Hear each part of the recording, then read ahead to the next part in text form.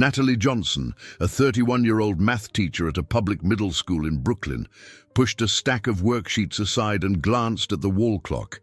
It was nearly 6 p.m. on a Friday.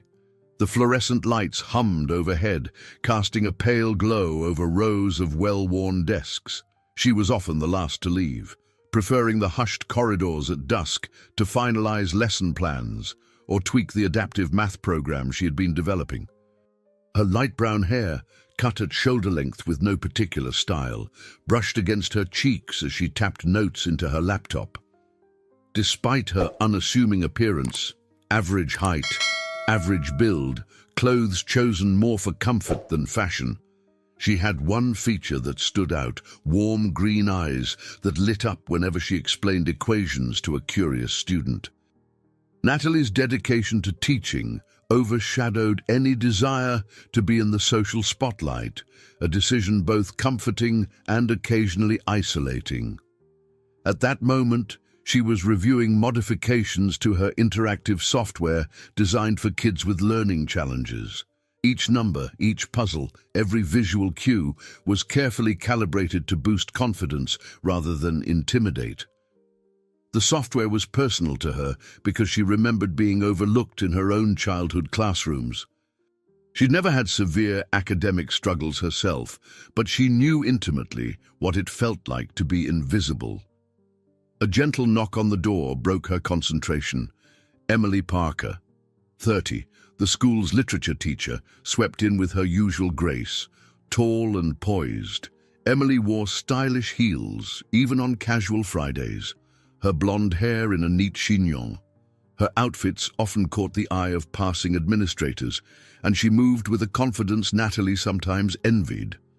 "Still here?" Emily asked, dropping her purse on a vacant desk. "There's life beyond these walls, you know." Natalie smiled. "I just want to make sure Michael's progress chart is ready. He finally grasped fractions today using the new visual module. It was like watching a light switch on in his head. Michael, a 7th grader with dyslexia, had struggled for months. Seeing him pronounce the correct answer for the first time in front of his peers had sent a burst of pride through Natalie's chest.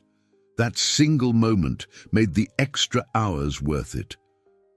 "You're so dedicated," Emily said, genuine admiration in her voice.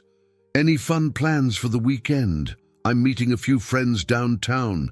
There's a new poetry reading." "You know, you're always welcome to join." Natalie hesitated, recalling how she typically spent her weekends grocery shopping, catching up on grading, and tending to her beloved succulents on the windowsill of her modest apartment. She looked at Emily's expectant smile and felt a pang of self-consciousness. It wasn't that she disliked people or gatherings. She just often felt overshadowed, unsure how to navigate the social dance that others seemed to master so easily. "Thank you," she murmured, "but I have a stack of tests to grade and want to refine the geometry segment in my program. Maybe next time." Emily shrugged, used to the polite refusals. "Just remember, you deserve some enjoyment too." With a wave, she breezed out, her heels echoing in the empty hallway. A short while later, Natalie locked her classroom and stepped outside. The autumn air in Brooklyn held a faint chill, teasing the onset of winter. The wind ruffled her hair as she boarded the subway, replaying the highlight of Michael's success in her mind. Once home, she fed her cat, Mr. Tibbles, and settled into her small living room. It was tidy, with stacks of math textbooks piled on a coffee table and a handful of potted plants thriving near the window. While preparing a modest dinner, her phone rang, a rarity at that hour. "Nat, it's Sophie," announced a cheerful voice. Sophie Turner, her 28-year-old cousin, worked for a high-end catering company in Manhattan. "I know this is last minute, but we have a spare invitation to a big charity gala at the Grand Metropolitan next weekend. I can get you in, free food, amazing music, the works." A slight pulse quickened in Natalie's chest. She rarely ventured into that world, yet Sophie sounded so enthusiastic that it felt ungrateful to refuse outright. Still, the thought of wearing formal attire and mingling with wealthy socialites made her anxious. I don't know," Natalie stammered. She cast a glance at her reflection in the window, her plain t-shirt, her hair in a simple ponytail. The image mirrored how she often felt, an ordinary teacher in a life that, while meaningful, didn't always feel exciting. Sophie's exuberant voice carried through the receiver. "Think about it, okay?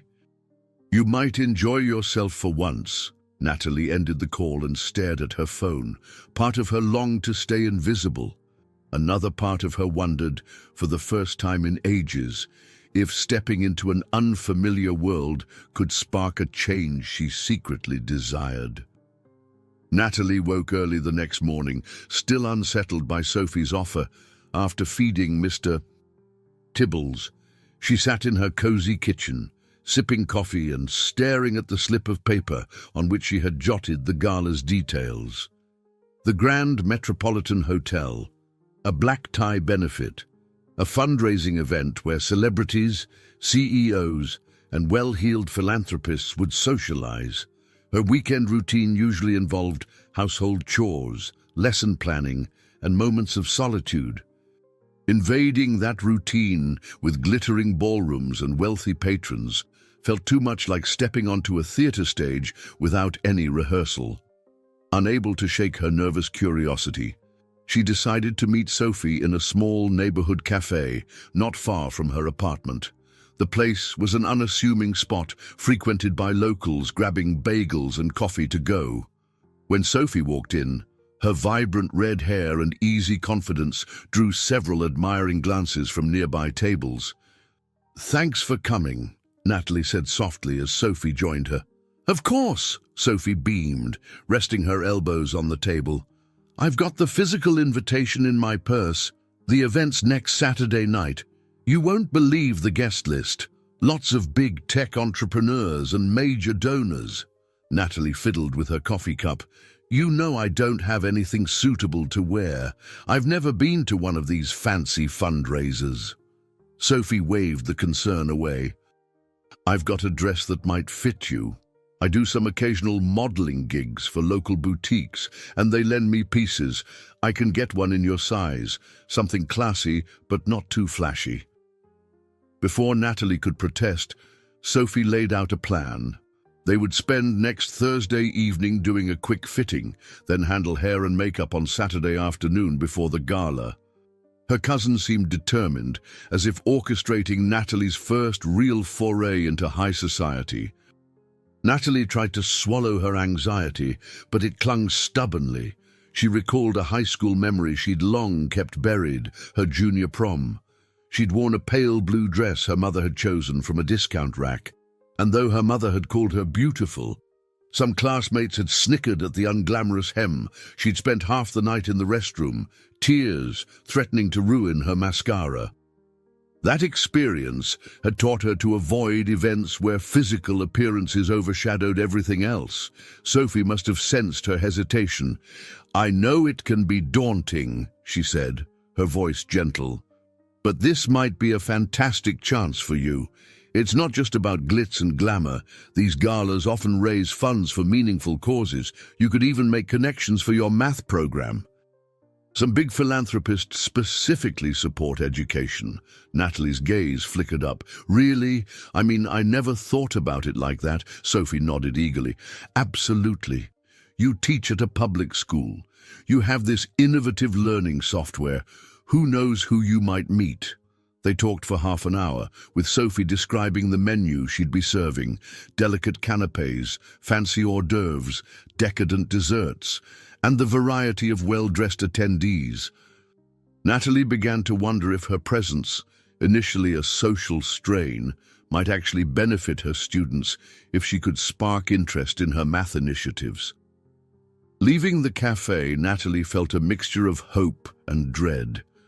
She spent the rest of the day rummaging through her closet, finding nothing but modest skirts, a few pairs of sensible shoes, and everyday blouses.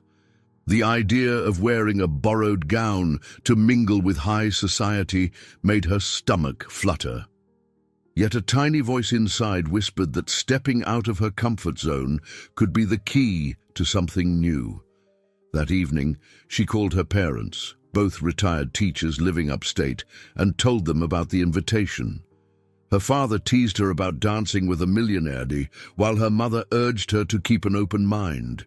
Their gentle humor made Natalie smile, yet she also felt the faint stirrings of uncertainty. Before bedtime, she hung up the phone and stared at the invitation on her kitchen counter. Just one night, she whispered to herself, trying to calm the thudding of her heart. It was only a gala, after all. But somehow, a part of her already sensed that accepting this unexpected invitation could alter her life in ways she never imagined. In the days leading up to the gala, Natalie found herself caught in a cycle of anticipation and dread. She kept busy at school, arriving early to polish her lesson plans and staying late to mentor students who struggled with algebraic concepts. On one such afternoon, she stood alone in a small faculty restroom, zipping up the borrowed dress Sophie had brought by. It was a sleek, simple navy blue gown with a modest neckline and long, flowing skirt. Nothing too revealing, yet far more elegant than the outfits Natalie typically wore. She studied herself in the speckled mirror. Her chestnut brown hair fell limp around her shoulders, and the gown accentuated curves she usually kept hidden under sweaters. Instead of feeling confident, she felt like a child playing dress-up. A flood of memories from her teenage years washed over her. Snickers in the school hallway, looks of pity when she was overlooked by potential dance partners, and the heartbreak of discovering how cruel peers could be about appearances. She recalled how, at her senior prom, she had overheard two classmates whisper that she looked plain. She'd refused to take pictures after that. The insecurities that had lain dormant now resurfaced with startling clarity. That night, lying in bed, she browsed the internet for information about the Grand Metropolitan's annual gala, stumbling across images of sleek celebrities and impeccably dressed socialites. Their polished perfection made her feel even more out of place. She almost texted Sophie to decline, but whenever she typed the words, "I can't go," she felt a pang of guilt. Sophie had gone out of her way to secure this invitation. Dr. Janet Collins, the 55-year-old school principal who served as a kind of mentor to Natalie, had also expressed excitement upon hearing about the gala. "Natalie," she had said in her wise, measured tone, "you have a special gift for reaching students who struggle. Don't let insecurities keep you from meeting people who might champion that cause." Natalie tried to draw courage from Janet's words, but her doubts still lingered. One afternoon, she peered into her packed classroom, feeling more at home than ever among the scuffed desks and posters of multiplication tables. This was her domain, where she felt both capable and respected. Moments later, a knock on the open door startled her. It was a former college classmate calling from out of state. He was organizing an educational seminar the same weekend as the gala. His invitation to speak briefly on her adaptive math software offered a convenient excuse to avoid the fancy event. After all, delivering a small talk at a modest conference seemed far less nerve-wracking than navigating a ballroom of the ultra-wealthy. Yet as soon as she hung up, her sense of conflict deepened. Was she really choosing to skip the gala for a meaningful academic opportunity, or was she simply running from a challenge that frightened her? That evening, she closed her laptop and let her gaze drift around her apartment's living room. On the table sat a magazine featuring an article about a tech magnate named Marcus Donovan, someone who regularly appeared on lists of most influential CEOs. Her eyes skimmed paragraphs describing his family's empire and philanthropic pursuits. She assumed she'd never cross paths with such a person. She existed in a separate world, after all. Just as she started to doze, her computer still open on her lap, an image of the Grand Metropolitan Hotel filled the screen. The opulent chandeliers, the marble floors, the swirling gowns, it all seemed too far removed from her reality. Yet she had told Sophie she would give a definitive answer by tomorrow.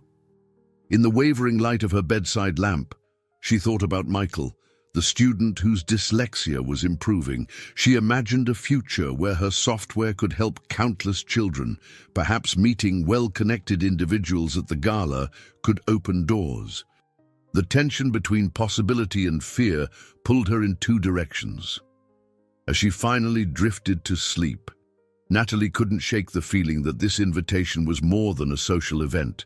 It might be a step toward the life she'd always been too hesitant to claim. The next morning, Natalie found herself in the quiet hallway outside Dr. Janet Collins' office, heart pounding as if she were a nervous student again. She had decided to seek guidance from the woman who had served not only as her principal, but also as a steady mentor since Natalie's first teaching year. Inside, the office was tidy, decorated with framed photographs of students from past graduations. Janet, at 55, carried herself with a calm confidence that had reassured countless teachers over the years. She offered Natalie a soft smile and gestured for her to sit. "You seem uneasy," Janet observed, folding her hands on the mahogany desk. "What's on your mind?" Natalie hesitated. "I got invited to a huge charity gala in Manhattan. My cousin works at a catering company and somehow got me a ticket. But I don't think I belong there. I can't imagine why those wealthy people would be interested in me or my work." Janet tilted her head thoughtfully. "Sometimes, feeling like an outsider is exactly what drives us to bring fresh perspectives. What if you approach this event not as an intruder, but as someone who has something valuable to offer, namely, your dedication to reaching struggling learners?" Natalie's eyes flickered with curiosity. "You really think I could talk to potential sponsors, people who might help expand my math program?" The principal nodded. "There's a considerable network of philanthropists who support educational initiatives. Don't underestimate the power of your work." Before Natalie could respond, an urgent knock on the door interrupted them. A staff member called Janet away to handle a minor crisis involving student lockers. Promising she'd return, Janet left Natalie alone for a few minutes in the quiet office. Natalie's gaze drifted across the bookshelves, landing on a small framed photograph of Janet receiving an award at a lavish ceremony. The setting looked upscale: spotlights, formal gowns, suits. Natalie realized Janet herself had navigated these elite circles, championing educational improvements across the district. Perhaps the distance she felt from such events was more about her own fears than any real impossibility. A few minutes later, the principal returned. She took a seat and offered a sympathetic half-smile. "Where were we? Yes, I wanted to mention something." She opened a desk drawer and pulled out a small velvet box. Inside was a vintage brooch, a delicate design of interwoven leaves, subtly sparkling with tiny gemstones. "This belonged to my grandmother," Janet explained, handing it to Natalie. "I wore it at a big awards dinner when I first started advocating for school reforms. I'd like you to borrow it for the gala. It reminded me that even if I felt out of place, I carried with me the support of those who believed in me." Touched by the gesture, Natalie gently cradled the brooch. I'm not sure I can accept this." "You can and you will," Janet insisted kindly. "It's just on loan, but I think it'll remind you that you're not alone in that ballroom. You have people rooting for you, myself included." The lump in Natalie's throat made it hard to speak. She nodded, tears pricking the corners of her eyes. "Thank you. I'll take good care of it." Later, as she walked out, she felt the weight of the brooch in her purse, both literal and symbolic. Stepping outside into the crisp autumn air, Natalie felt a blend of apprehension and something surprisingly close to excitement. That evening, she met her cousin Sophie briefly. Sophie bubbled over with relief at Natalie's decision to attend. They planned out hair appointments, last-minute dress adjustments, and the timing of the event. For a moment, Natalie was caught between two worlds: the modest teacher with a quiet apartment in Brooklyn and a woman stepping into a high-stakes social arena. Yet as she clutched Janet's brooch, she sensed a new resilience forming, a readiness to at least try. On the morning of the gala, Natalie awoke with an undercurrent of jitters surging through her. Sunlight streamed through her blinds, illuminating the half-packed bag of makeup and the borrowed navy blue dress draped across a chair. She could hardly believe the day had come. By noon, Sophie arrived at her apartment armed with brushes, hairpins, and a small suitcase filled with cosmetics. The living room turned into an impromptu salon, with Sophie expertly sweeping Natalie's hair into a loose updo that framed her face. A bit of subtle eyeliner and a hint of color on her lips transformed her reflection from everyday teacher into someone Natalie barely recognized. "This is just to enhance what you already have," Sophie reassured her, sensing Natalie's unease.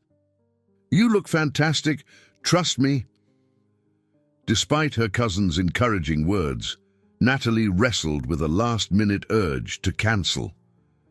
Her heart pounded at the thought of stepping into a grand ballroom where she'd be surrounded by the most polished people in New York. She worried about the possibility of slipping back into that old sense of invisibility or, worse, facing outright judgment. But then she remembered Dr. Janet Collins's parting words. "Go, Natalie.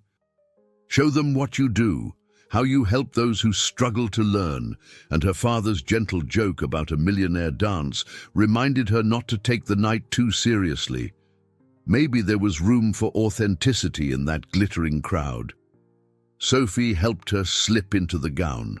A minor panic arose when the zipper briefly stuck, but soon it glided smoothly up. Natalie glanced at herself in the mirror. For the first time, she saw possibility shining back. The borrowed dress felt more like an invitation than a disguise, hinting that maybe she could walk through those doors and, for once, not feel like she had to apologize for existing in the same space as the wealthy and powerful. A text message pinged on her phone. It was from Janet. "Wishing you courage tonight. Remember who you are and why you teach." Smiling softly, Natalie picked up the vintage brooch Janet had lent her. She fastened it just above the dress's draped neckline, its tiny gems catching the afternoon light. Around 5 p.m., she descended the steps of her apartment building and slid into a cab. The driver, a friendly 62-year-old named Carlos Rodriguez, asked if she was heading to a wedding. Natalie laughed nervously. "Just a big event in Manhattan," Carlos nodded, glancing at her through the rearview mirror. "Must be quite the event, seeing you all dolled up. You look like a real New Yorker tonight." As they crossed the Brooklyn Bridge, the skyline opened up before them, bright lights waiting under the early evening sky. Natalie took a steadying breath, fingers tracing the outline of the brooch. The city felt different tonight. In her everyday life, Manhattan was just a series of errands or occasional dinner spots with friends. Now, it seemed like an entirely separate realm, brimming with potential. When the taxi finally pulled up to the Grand Metropolitan Hotel, Natalie's pulse quickened. Uniformed doormen flanked the entrance, where elegant cars dropped off glimmering guests. Stepping onto the sidewalk, she was momentarily lost in the swirl of designer gowns and sharply tailored suits. Sophie, already inside working, had arranged for another staff member, Rebecca Wells, to guide Natalie to a quieter side entrance, but she couldn't help pausing at the grandeur of the main lobby. A fleeting urge to run nearly overwhelmed her. Yet she squared her shoulders and reminded herself of Michael's elation at learning fractions, of the countless students who could benefit if she found the right support for her math program. She straightened the skirt of her dress, clutched a small evening purse in one hand, and took the first step toward the gleaming revolving doors. This was it. Her choice. Her decision. The life she'd lived so far was meaningful, but there was a chance to broaden her horizons and meet people who might champion her cause. If it ended in embarrassment, she'd at least learn something about herself. If it opened doors, all the better. Gathering all her courage, Natalie allowed a doorman to usher her into the hotel's opulent foyer. Underneath the refined exterior and swirling nerves, a spark of determination flared. Tonight, she would no longer be just the invisible teacher from Brooklyn. For once, she intended to let the world see her. Natalie stood in a hushed corridor just off the main ballroom of the Grand Metropolitan Hotel, heart pounding as she smoothed the skirt of her navy blue gown. A moment ago, Sophie's colleague Rebecca had guided her through a side entrance. But now that she was here, the glamour and energy radiating from beyond the gilded doors made her pulse race. Taking a steadying breath, she stepped into the main hall. Immediately, the world burst into a swirl of sparkling chandeliers, crystal glassware, and elegantly dressed guests moving in graceful arcs across the polished marble floor. Conversations and laughter mingled with the hum of an orchestra warming up in the background.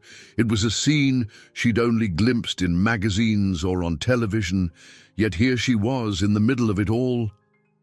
She paused beneath an ornate archway, scanning the grand space. Towering flower arrangements stood on each side of the stage, and the walls were draped in soft golden fabric. Dozens of round tables with pristine linens were arranged around a central dance floor, where couples would soon waltz under glittering lights. Waitstaff in crisp uniforms glided smoothly between clusters of guests, offering champagne and canapes. Sophie, in her catering uniform, hurried by with a tray of miniature quiches. She offered Natalie a quick thumbs up and a warm grin. Encouraged, Natalie ventured deeper into the room, doing her best to appear composed. She was relieved that her navy gown wasn't overly flashy. As her gaze wandered, she realized that many attendees wore far more elaborate ensembles: jewel-toned ball gowns with plunging backs, sequined evening dresses, and tuxedos that likely cost more than her annual take-home pay. Before she could find a quiet corner, a passing waiter nearly collided with her. Natalie sidestepped just in time, but her heart fluttered at the near mishap. A titter of laughter erupted from two elegantly dressed women nearby who seemed amused by her sudden dodge. Flustered, Natalie mumbled an apology and tried to blend into the crowd. Eventually, she spotted an unoccupied space by one of the massive windows overlooking Manhattan's shimmering skyline. From this vantage point, she could watch the room's choreography without feeling quite so exposed. The city lights outside were breathtaking, and for a moment, she let that view steady her nerves. Though she had come determined to stay as inconspicuous as possible, she couldn't help noticing a few high-profile individuals: a silver-haired celebrity chatting with admirers, a well-known philanthropist she recognized from a news article, and somewhere near the center, a tall man whose presence commanded attention without him saying a word. Marcus Donovan, she realized. Though she'd never seen him in person, she recognized his strong features from the occasional business magazine. He wore a flawlessly tailored midnight blue suit that highlighted his broad shoulders. His dark hair, faintly threaded with silver at the temples, gave him a look of distinguished confidence. Even from across the room, Natalie noticed how people gravitated toward him, trying to catch his eye or engage him in conversation. Shortly after, she became aware of another figure maneuvering through the crowd: Victoria Caldwell. A statuesque blonde, Victoria was dressed in a silver gown that sparkled with each step. Natalie didn't know her personally, but a snippet of overheard chatter identified her as a model and longtime socialite, someone who often appeared on the arms of prominent businessmen. It was impossible not to notice the disdainful flick of Victoria's gaze as she surveyed those around her. Natalie looked down at her own simple dress. Momentarily beset by a wave of self-consciousness, she remembered Sophie's words, "You might meet someone who cares about what you do." Perhaps it didn't matter if she wore borrowed clothes or minimal makeup. She was here on behalf of her work and her students. Still, the sheer radiance of this world felt intimidating. A faint flush crept to her cheeks as she overheard a pair of nearby guests speculating about the cost of the champagne. She quietly slipped back toward the window, content to watch the pageantry. From her spot in the shadows, she lifted her gaze across the ballroom once again, this time catching Marcus's eyes, briefly skimming the crowd.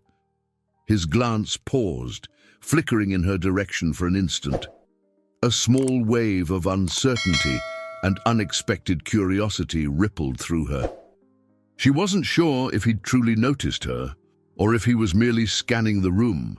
Either way, a seed of intrigue took root in her thoughts as she clutched Janet's brooch and stood waiting, uncertain of what the night might yet reveal. Natalie's legs felt rigid as she lingered near the grand windows, soaking in the swirl of conversation and social maneuvering. To her surprise, she sensed movement behind her. Glancing over, she realized that Marcus Donovan had broken away from a small group of admirers and was walking in her direction. Her heart thudded in her chest, and for a split second, she debated fleeing. What would a man like him want from an ordinary teacher like herself? But there was no time to overthink. Within moments, he stood just a few feet away. "Stunning night, isn't it?" he said, gesturing toward the illuminated skyline. His voice was calm, rich, almost disarmingly friendly. Natalie cleared her throat. "It really is. I don't see views like this in my usual circles." He gave a slight nod, half smiling. "I'm Marcus Donovan." She nodded, the dryness in her mouth making speech difficult. "Natalie Johnson, it's nice to meet you." She braced herself for him to toss a charming one-liner or comment on her appearance. Instead, he gazed back at the glittering city, looking faintly tired despite his composed demeanor. "These events can be intense," he remarked. I had to step away for a moment and notice someone else doing the same. Natalie tilted her head. Yes, that's exactly what I'm doing, trying to catch my breath." A flicker of camaraderie passed between them. She realized his eyes were a striking shade of blue, matching the subtle hue of his suit. People had often labeled him as a high-flying CEO, yet something in his posture suggested weariness, like he'd been through one too many contrived social interactions. Before she could think of something more eloquent to say, a gaggle of well-dressed associates drifted near, obviously seeking Marcus's attention. He offered them a polite nod, but didn't move from his spot. Instead, he turned back to Natalie. "How do you know tonight's hosts?" he asked, a casual inquiry that carried underlying curiosity. She fiddled with the clasp of her purse. "Actually, my cousin works for the catering company here.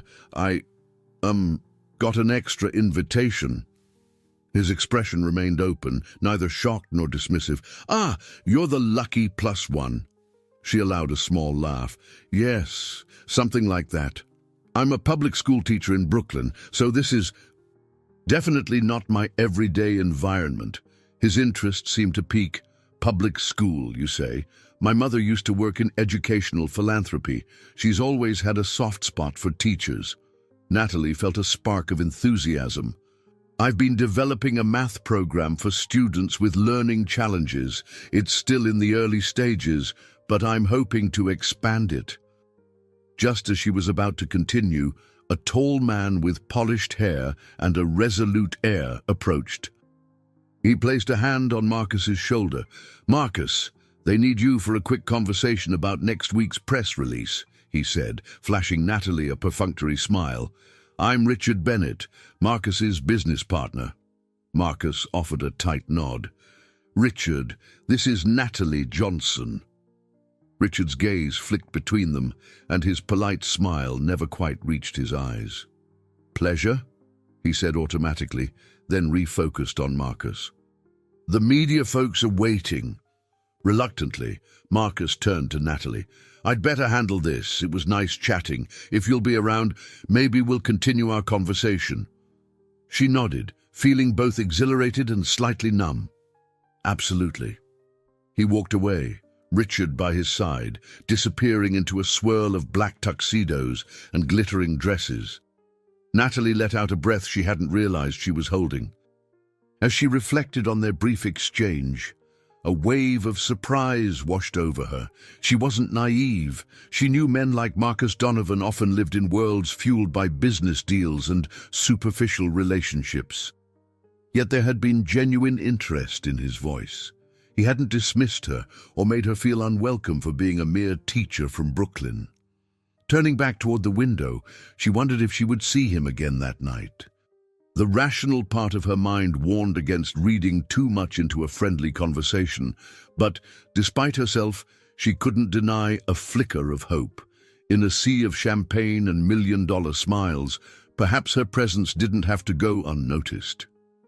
20 minutes later, Natalie found herself perched at a small table off to the side of the dance floor. The gala had shifted gears. The orchestra began a gentle waltz, coaxing elegantly dressed pairs onto the polished wood under the shimmering chandeliers. From her seat, she watched them swirl in graceful circles. She tried to relax, feeling the tension in her shoulders lessen as she sipped a glass of sparkling water. Just then, she sensed a presence behind her. Turning, she saw Marcus Donovan standing there, a determined glint in his eye. "Care to dance?" he asked, hand extended. Her stomach flipped. She glanced around, acutely aware of the onlookers. "Me? Are you sure?" He smiled. "Unless you see someone else here named Natalie." Suddenly self-conscious, she placed her hand in his, letting him guide her to the dance floor. The soft strains of violins enveloped them as they joined other couples in a slow, measured waltz. Natalie's breath caught in her throat, half from nerves, half from the proximity to Marcus. Her senses went on high alert, the warmth of his palm against hers, the faint scent of cologne, the crispness of his suit's fabric. She tried to recall the steps of a formal dance she'd learned in high school. Fortunately, Marcus led with an assured yet gentle pace, guiding her without making her feel inept. Still, she was hyper-aware of the stares gathering around them. A wave of hushed whispers rippled through the room as people noticed who was dancing in the arms of the Donovan Tech CEO. She risked a glance around and spotted a cluster of elegantly dressed guests exchanging curious looks. To steady her nerves, Natalie glanced up at Marcus. "You dance well," she managed, forcing a little smile. He shrugged good-naturedly. "I took a few lessons years ago for these kinds of events." "You're doing great, by the way." She couldn't help a self-deprecating laugh. "I'm hanging on, at least." They moved in quiet unison for a while, and in the lulls of the music, he spoke just loudly enough for her to hear. "You mentioned you're working on a math program for students with learning challenges. Can you tell me more?" Grateful for a concrete topic, she explained how her software used visual aids and interactive puzzles to break down complex equations. "I've seen how traditional methods can fail kids with dyslexia or ADHD. I want to give them a tool that feels accessible rather than punishing." Marcus listened intently, nodding at intervals. For a moment, he seemed as rapt by the details as he was by the dance itself. "It sounds incredible. I grew up with mild dyslexia," he admitted, voice dropping so only she could hear. "Math was a battle at first. If I'd had a program like yours," she glanced up in surprise. "Really? You overcame it?" He nodded, with tutoring, specialized exercises, and a lot of extra hours. But it left a mark. He sighed. That's partly why I'm drawn to philanthropic projects focusing on education. It can change a life. A small rush of empathy surged through her. I never would have guessed. You seem so confident. Before she could finish, a pointed cough broke their exchange. Victoria Caldwell glided by in her silver gown, arching a brow at Natalie. Marcus, darling, everyone's been wondering where you slipped off to, she purred, her voice dripping with polite scorn. Her gaze then slid over Natalie, coolly dismissive. Marcus kept his arm around Natalie's waist, refusing to pull away. Victoria, he greeted curtly, I'm just catching up with a fellow educator. We'll talk later. Victoria's lips curved in a tight smile. With a pointed look, she pivoted back into the swirl of other dancers. Natalie felt her chest tighten at the unspoken judgment in that brief exchange. Yet Marcus didn't miss a beat. He gently led Natalie through the final bars of the waltz, ignoring the hushed gossip fanning around them. When the music ended, there was a moment of stunned silence from the nearby onlookers, followed by scattered applause. Natalie flushed, acutely aware that half the room might be watching them. Breathing a little faster, she stepped away when Marcus released her.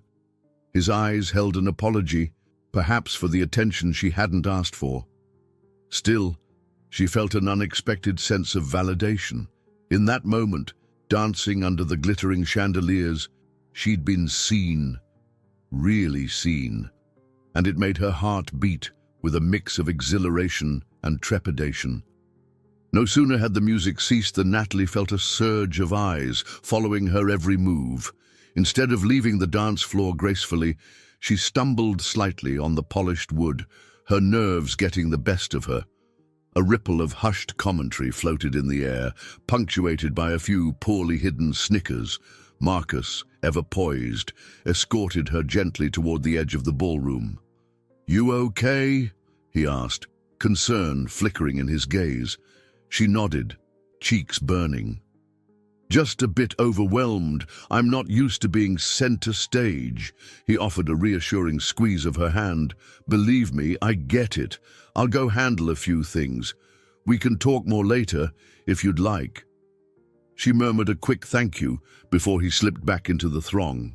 Almost immediately, Natalie became aware of the hush around her. A pair of glamorous socialites eyed her from across a marble column. Their expressions alternated between thinly veiled curiosity and outright disdain, as though they couldn't quite fathom what a woman in a borrowed gown was doing in Marcus Donovan's orbit.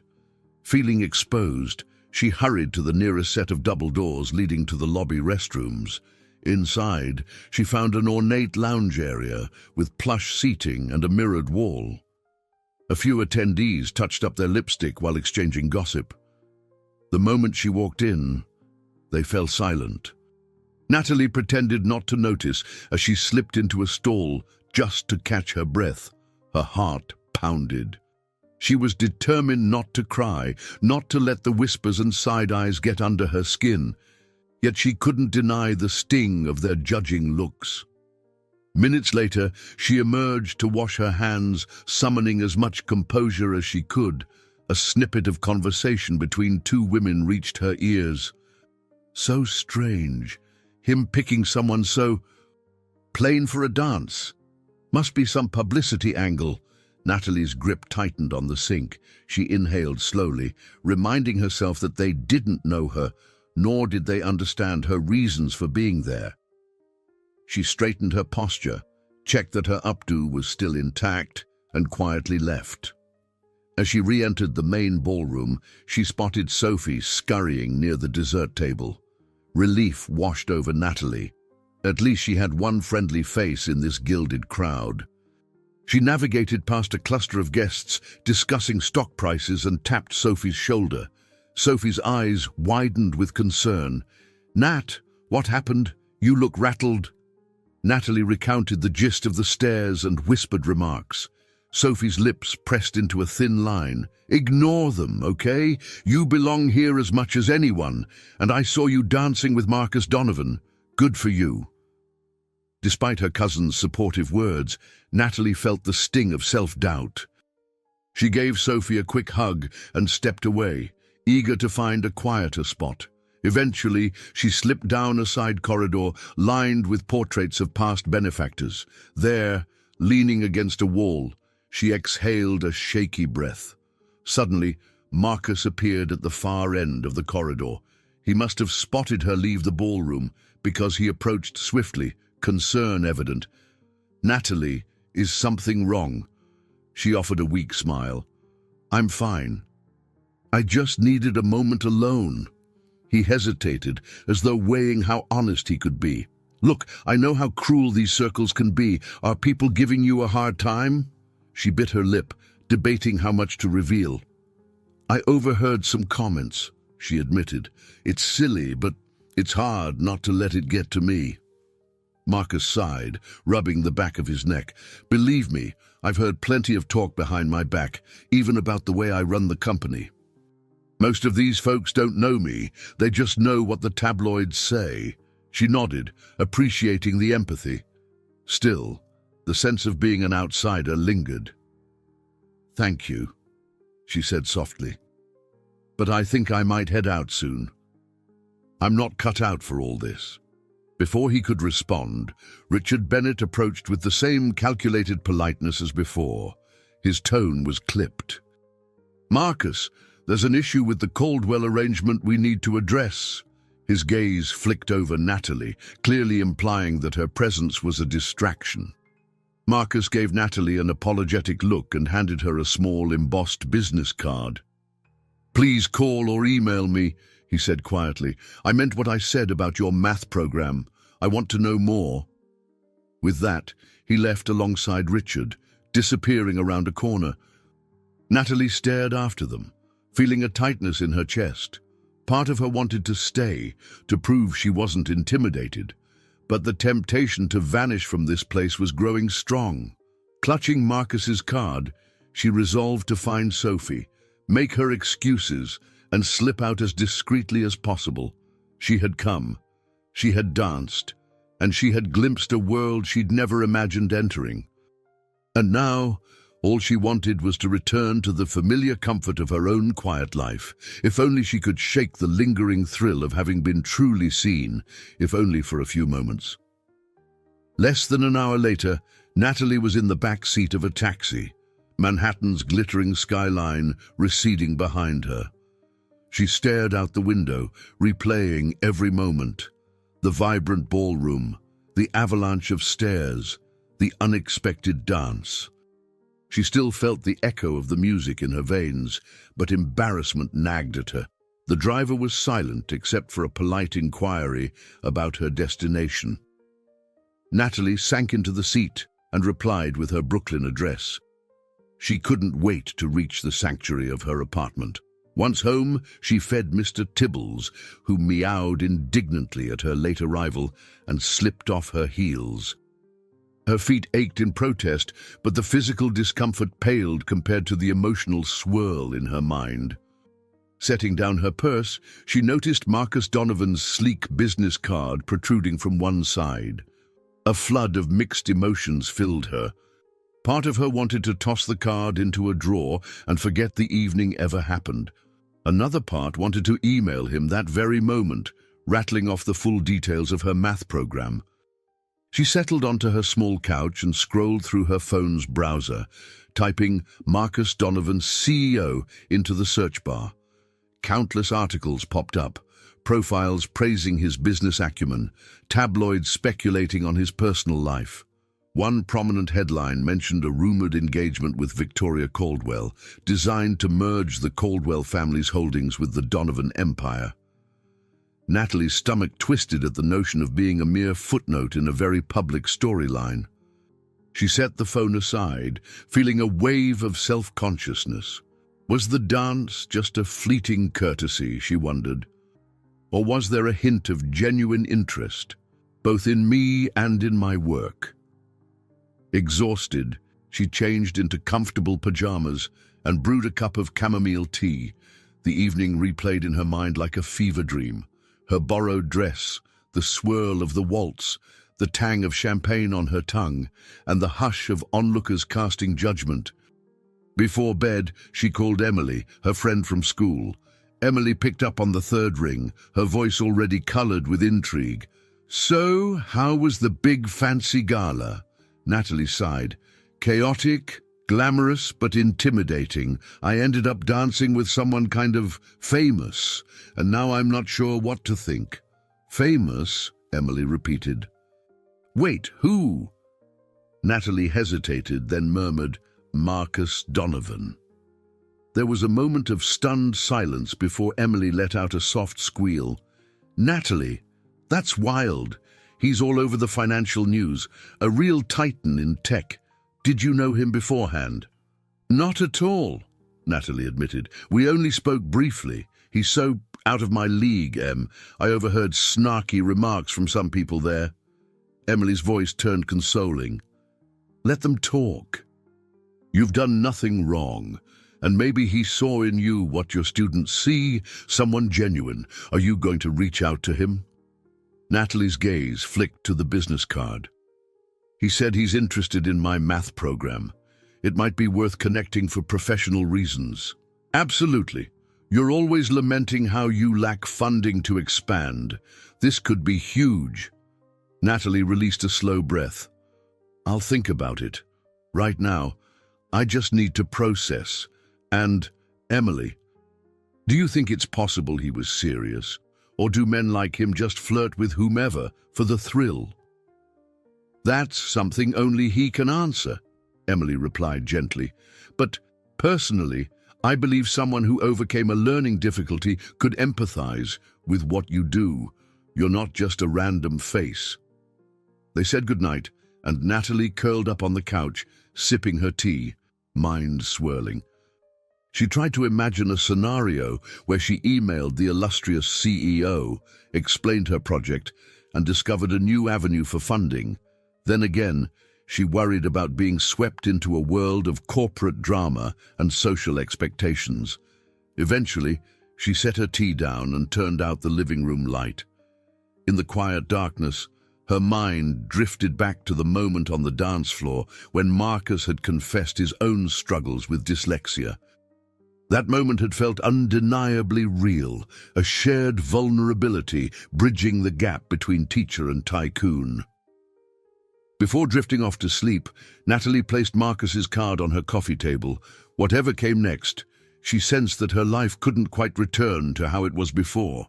A door had been cracked open, and part of her, despite all her fears, wanted to see what lay on the other side. It was early Monday afternoon when Natalie finally mustered the courage to send Marcus an email. She spent half of Sunday drafting and deleting multiple versions, each feeling too stiff or too eager. In the end, she settled for a concise note. Subject, Math Program Introduction. Dear Mr. Donovan, I hope you're well. This is Natalie Johnson. Thank you for the conversation at the gala. I've attached an overview of my math program for students with learning challenges. It's a short read, but I'd love to hear your thoughts. I appreciate your time. Regards, Natalie. Simple, professional, and to the point. She shut her laptop and tried not to obsess over the outcome. After all, CEOs were busy. He might never respond. Later that same day, she was caught off guard by a phone call just after her last class finished. Checking the screen, she saw a number she didn't recognize. Answering cautiously, she heard Marcus's voice on the other end. "Natalie, this is Marcus Donovan. I got your email." Her heart gave a jolt. "Oh, hi. That was quicker than I expected." His warm chuckle traveled through the line. "If I see something that piques my interest, I like to act on it right away. Would you like to meet in person? Maybe somewhere casual to talk more. I can come to Brooklyn, or we could pick a neutral spot." She hesitated, scanning her mental schedule. "There's a cafe not far from the school. It's quiet and has decent coffee. "Is that okay?" "Perfect," he replied. "How about tomorrow afternoon?" They agreed on a time and place. The rest of the day felt surreal. Natalie navigated her usual after-school tasks with a fizz of excitement and trepidation beneath the surface. When Tuesday came, she arrived at the chosen cafe, a small, cozy establishment with exposed brick walls and mismatched furniture, about 10 minutes early, hoping to calm her nerves. She wore a neat blouse and slacks, nothing flashy, and pinned her hair back loosely. Marcus arrived a few minutes later, dressed down in a simple button-up shirt and dark jeans. The casual attire suited him, she noticed, giving him a relaxed demeanor that was a stark contrast to the polished figure at the gala. The shift in setting, from a swanky ballroom to a quiet neighborhood cafe, made her realize how little she truly knew about him. They found a corner table, ordered coffee, and settled into a comfortable hush. Natalie finally broke the silence. "Thank you for taking the time. I'm sure you have a million obligations." He waved it off. "I make time for what matters, and supporting innovative education definitely matters." Her nerves eased slightly at his straightforward tone. She launched into a summary of her program's key features: adaptive quizzes, user-friendly design, progress tracking for teachers, and the specialized visual aids for students with dyslexia or ADHD. Marcus listened attentively, occasionally asking pointed questions. Midway through their discussion, his phone buzzed. He glanced at it, frowned, and silenced it without answering. "Sorry, it's my business partner, Richard. He'll live." Sensing his slight tension, Natalie paused. "Everything okay?" Marcus shrugged. "We've got a significant merger negotiation brewing. It's complicated by personal ties. My ex, Victoria Caldwell, is involved, but I'd rather focus on this conversation. Corporate deals can wait." Her curiosity piqued, but she decided not to press him on details. Instead, she explained her vision for expanding the program beyond her Brooklyn school, possibly to other districts lacking the budget for specialized tools.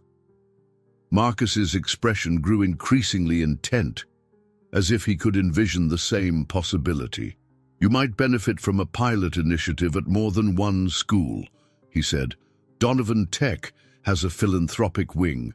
We could explore partnering with local districts."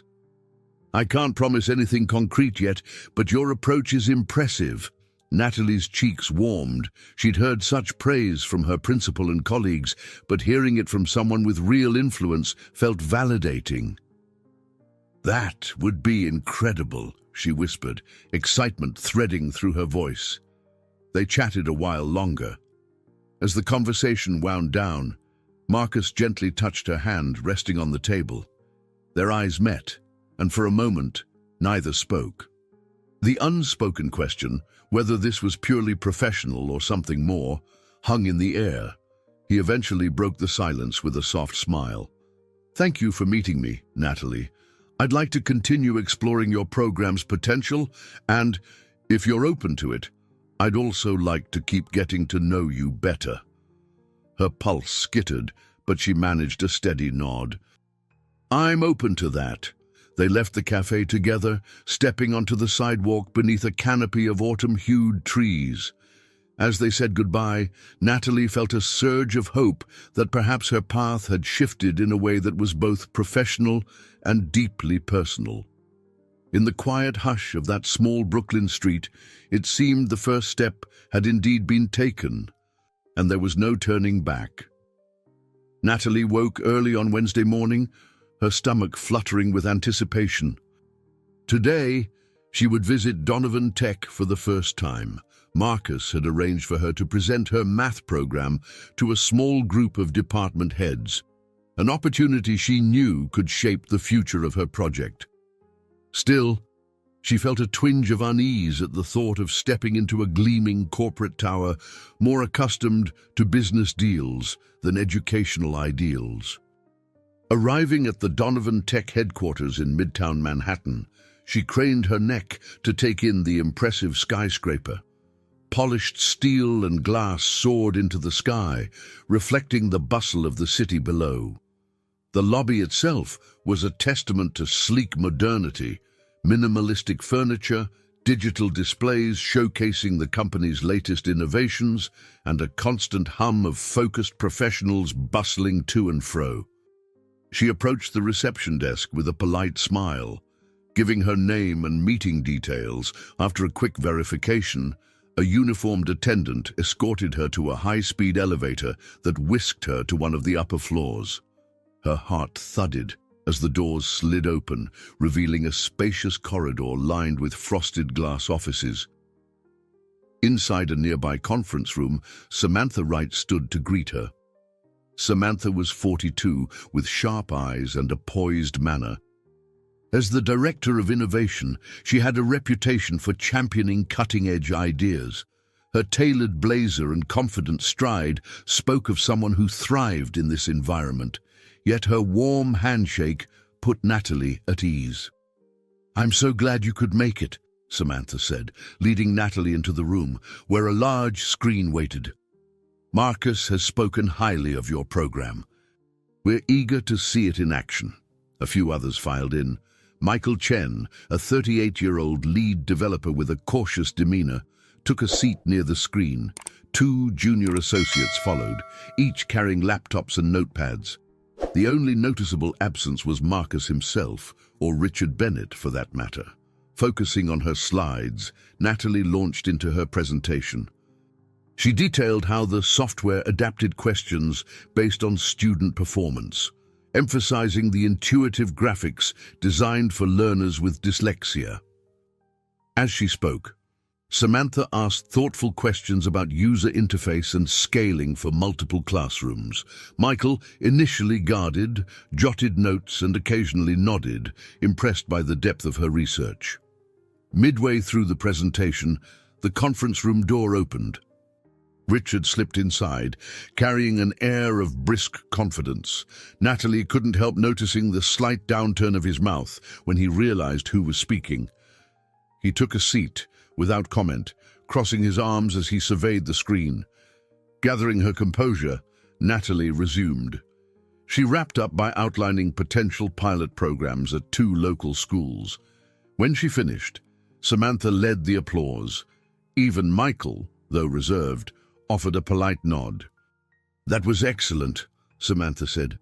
"If we integrate Donovan Tech's resources, we can refine the platform to accommodate more subjects." Richard cleared his throat. "I'm sure we can discuss the specifics with Marcus. However, we have multiple priorities right now, especially with certain pending mergers." His gaze flicked in Natalie's direction. "We should remain realistic about the scope." A delicate tension hovered in the air. Samantha maintained an easy professionalism, as though used to Richard's guarded style. "Of course," she said calmly, "but innovation is rarely about playing it safe, Richard." He managed a tight smile. "I understand. Still, Marcus will need to review the financial aspects before committing." Natalie felt a prickle of discomfort. She thanked everyone for their time and gathered her materials, hoping the demonstration had spoken for itself. Samantha walked her to the hallway, offering reassurance that she would schedule a follow-up with Marcus soon. As Natalie waited for the elevator, she overheard Richard speaking in low tones to someone on his phone around the corner. His words were clipped. "Not sure how much we should invest in this. Marcus is distracted, and we need his focus on the Caldwell merger." She held her breath, unsure whether to keep listening. But the elevator pinged, and the doors opened. Slipping inside, she felt her stomach drop. Evidently, her presence was deemed a distraction to at least one key decision-maker at Donovan Tech. Exiting onto the busy street, she shielded her eyes from the midday sun. The weight of corporate expectation pressed on her, reminding her just how foreign this world was compared to her familiar classroom. Even so, a spark of hope lingered. Samantha and Michael had shown genuine interest. And Marcus, the person who truly believed in her work, hadn't yet made an appearance. The day after her presentation at Donovan Tech, Natalie found herself revisiting the conversation she'd overheard. Richard's dismissive tone rang in her ears, and she worried that Marcus might be stuck choosing between her math program and the massive merger involving Victoria Caldwell's family. Her rational side reminded her that merging corporate interests was far more lucrative than developing educational tools. Still, her chest tightened each time she imagined her work deemed irrelevant. That afternoon, she arranged a follow-up meeting with Samantha at a nearby cafe. She arrived early, ordering a latte and choosing a corner table away from prying eyes. When Samantha swept in, she carried a laptop bag and wore a confident yet slightly frazzled expression. "Apologies for being late," Samantha said, sliding into the seat across from Natalie. "Back-to-back meetings at the office. Everyone's bracing for the big merger talks."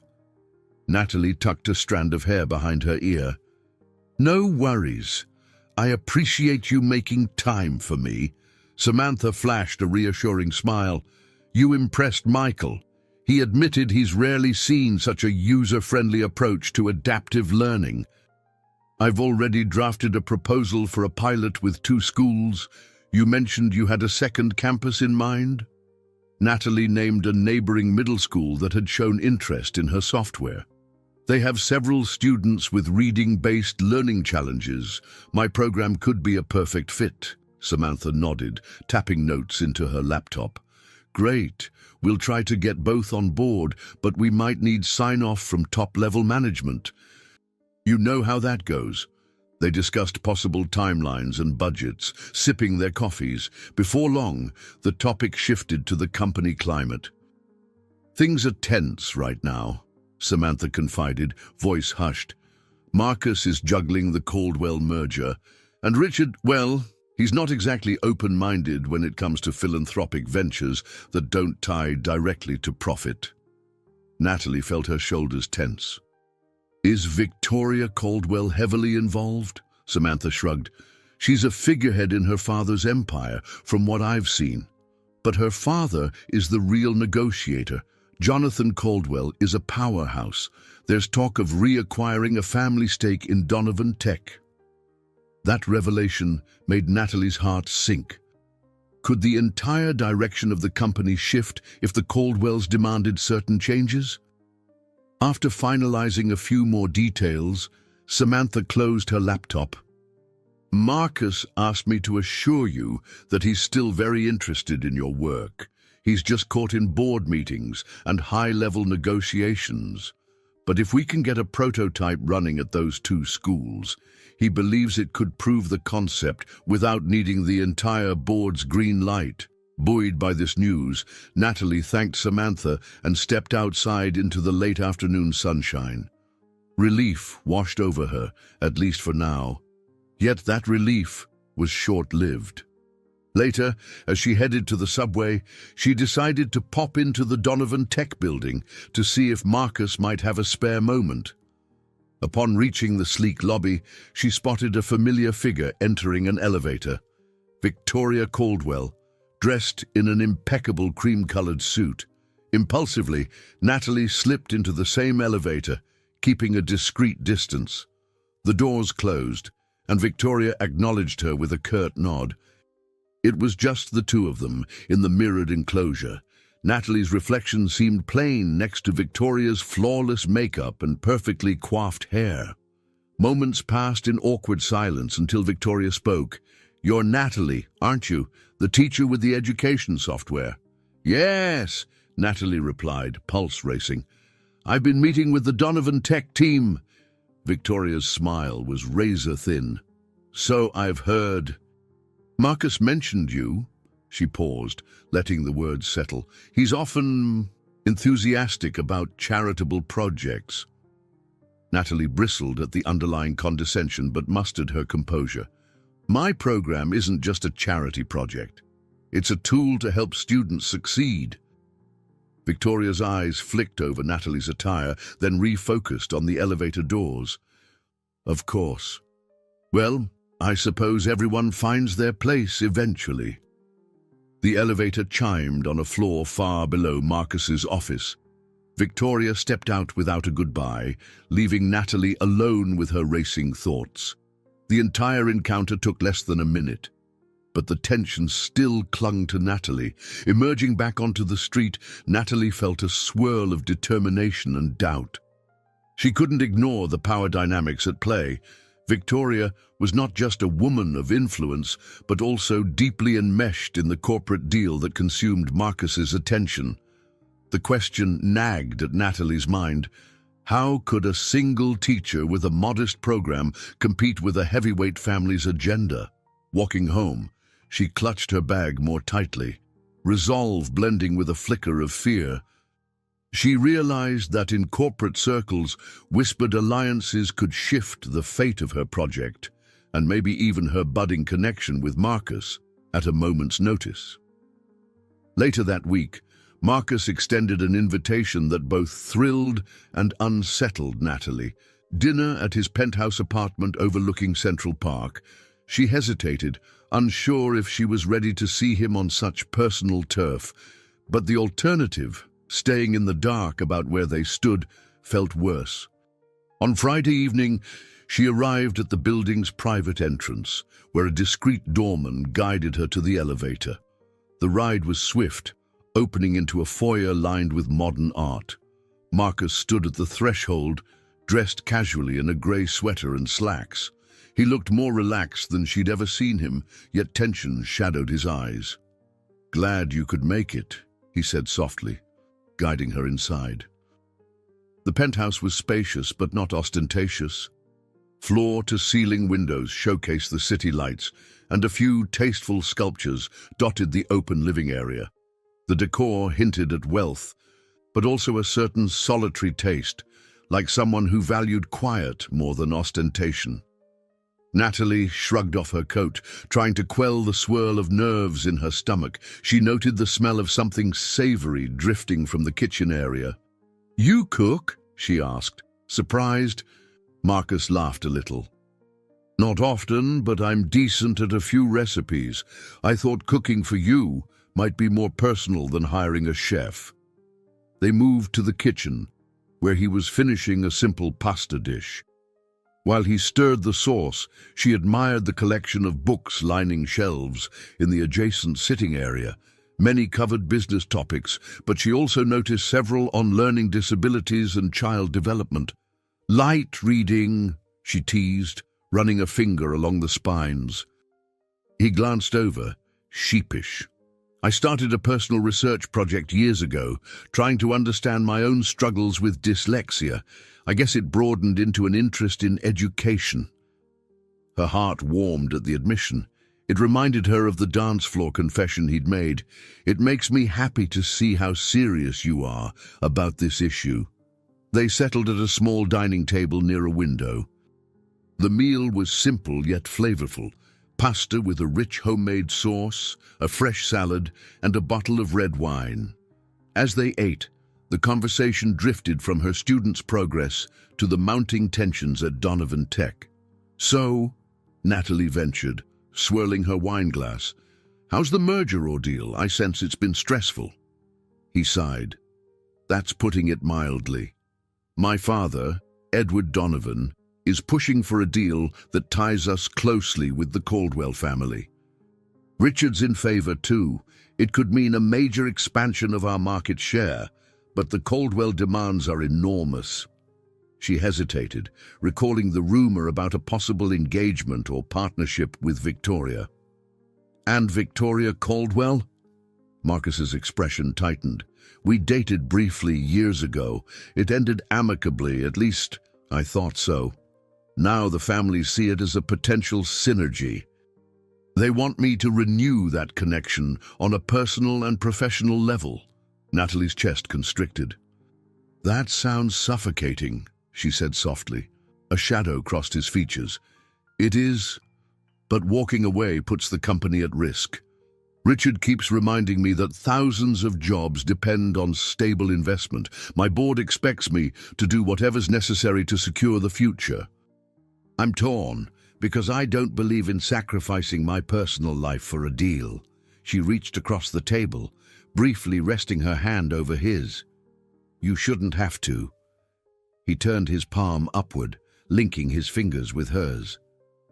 Natalie, I want you to know that my interest in your project, and in you, is genuine. But I can't promise this road won't get messy. People like Victoria and Richard, they see the world in terms of power and returns on investment, a knot of fear and hope tangled in her stomach.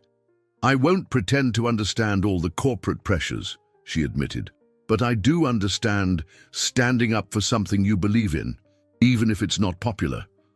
Marcus's gaze flicked to the city skyline. I was born into a family where outward success was prized above all else. Lately, I've been questioning those values. After dinner, they carried their wine to the balcony. Cool night air caressed them as they stared out at the shimmering sprawl of Manhattan. In that moment, Natalie sensed his loneliness behind the confident facade. She felt the distance between their worlds, but also the potential for bridging it, if both were willing to try. When she finally left, Marcus walked her to the elevator. A near kiss hung in the air between them, a quiet promise of more than professional collaboration, yet a ring from his phone, inevitably Richard, broke the moment. She gave him a wistful smile before the elevator doors slid shut, taking her back down to the reality of city streets below. In the following days, Natalie sensed a shift in how people at Donovan Tech viewed her. Samantha remained an ally, but a few polite invitations to corporate lunches never materialized, and she noticed guarded looks from some staff. It was as if word had spread that she was more than just a random project lead, that Marcus had taken a personal interest in her. She tried to focus on teaching, throwing herself into lessons with renewed vigor. But each time her phone buzzed, she hoped it was Marcus. Sometimes it was quick messages checking in or sharing an interesting article about educational software. Other times, it was silence.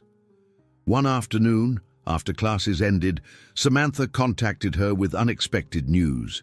We've scheduled a strategy meeting about your program tomorrow at 3 p.m. at Donovan Tech. Richard, Michael, and I will be there, possibly Marcus if he can manage. While prepping for the meeting, Natalie stumbled on an article referencing the Caldwell family's potential stake in Donovan Tech. The language hinted at a synergy that could overshadow smaller projects. Her stomach knotted. If the merger demanded cost-cutting, what would happen to an experimental math program with limited immediate profit potential? The next day, she arrived at Donovan Tech and headed to Samantha's office. To her surprise, Samantha had a worried look on her face. Richard wants a comprehensive cost-benefit analysis for your program, she explained. He's pushing to show the board whether it's worth financing. Natalie straightened. I can prepare that. I have data from my pilot classes, feedback from teachers. Samantha shot her a rueful smile. That'll help, but Richard also wants to see market potential, which isn't exactly your program's main focus. Just be ready for his questions. Sure enough, the meeting bristled with tension. Michael outlined the tech resources needed to scale up the software, and Samantha championed the long-term social impact. But Richard steered the conversation toward revenue streams, brand alignment, and potential PR.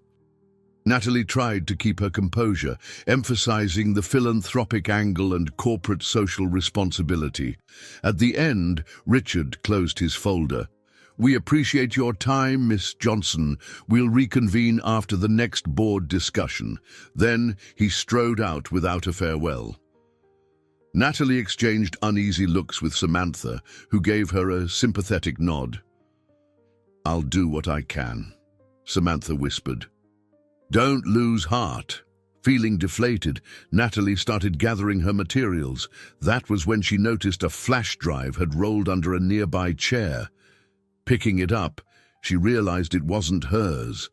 Someone must have dropped it during the meeting.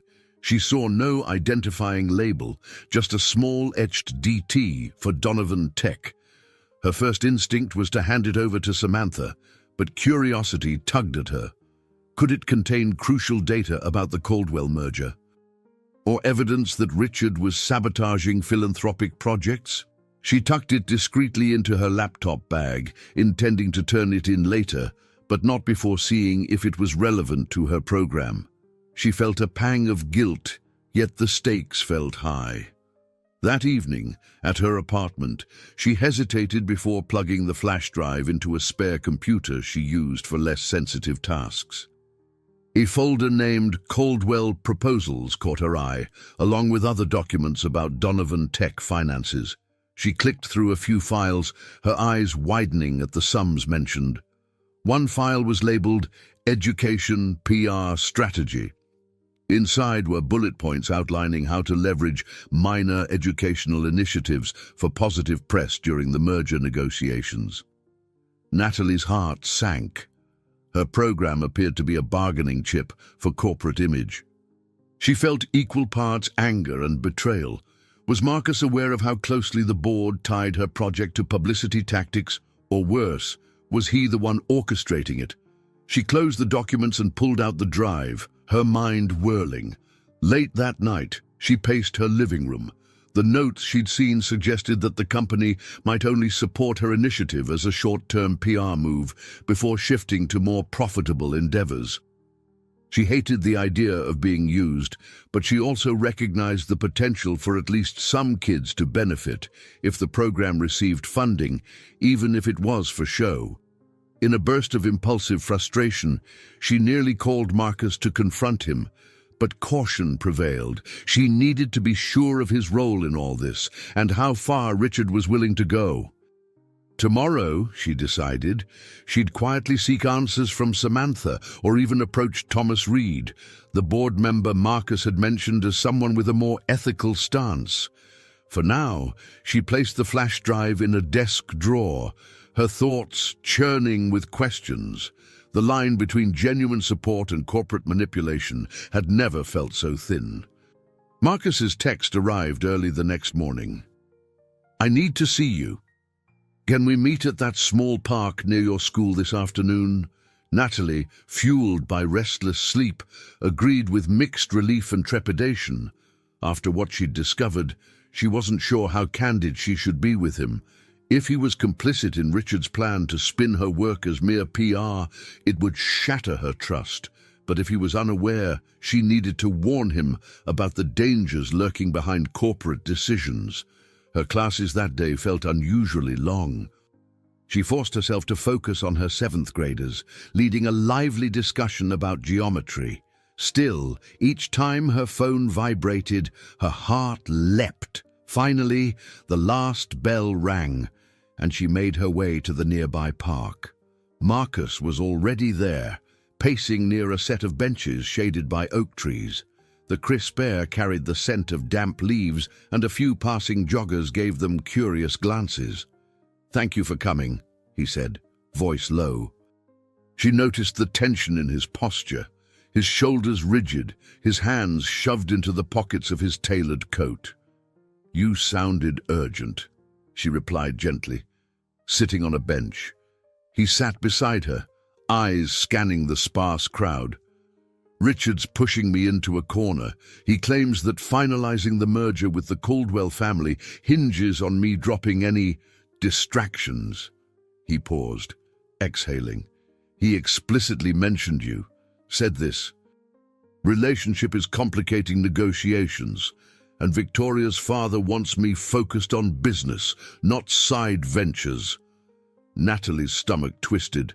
By distractions, he means me, my program, us. Marcus nodded grimly. "Edward, my father, supports Richard's stance. They think I should publicly distance myself from you, especially since Victoria still has ties to the company's future. The board is expecting a formal show of unity between the Donovans and Caldwells at next week's corporate event." A wave of hurt washed over her. She forced herself to speak calmly. "So, what are you going to do?" He raked a hand through his hair. "I'm torn. Pulling out of the merger endangers thousands of employees if Caldwell funding falls through, but continuing means letting them dictate my personal life. It's a lose-lose situation." Natalie swallowed. Recalling the flash drive, she debated revealing it now, but decided first to gauge his honesty.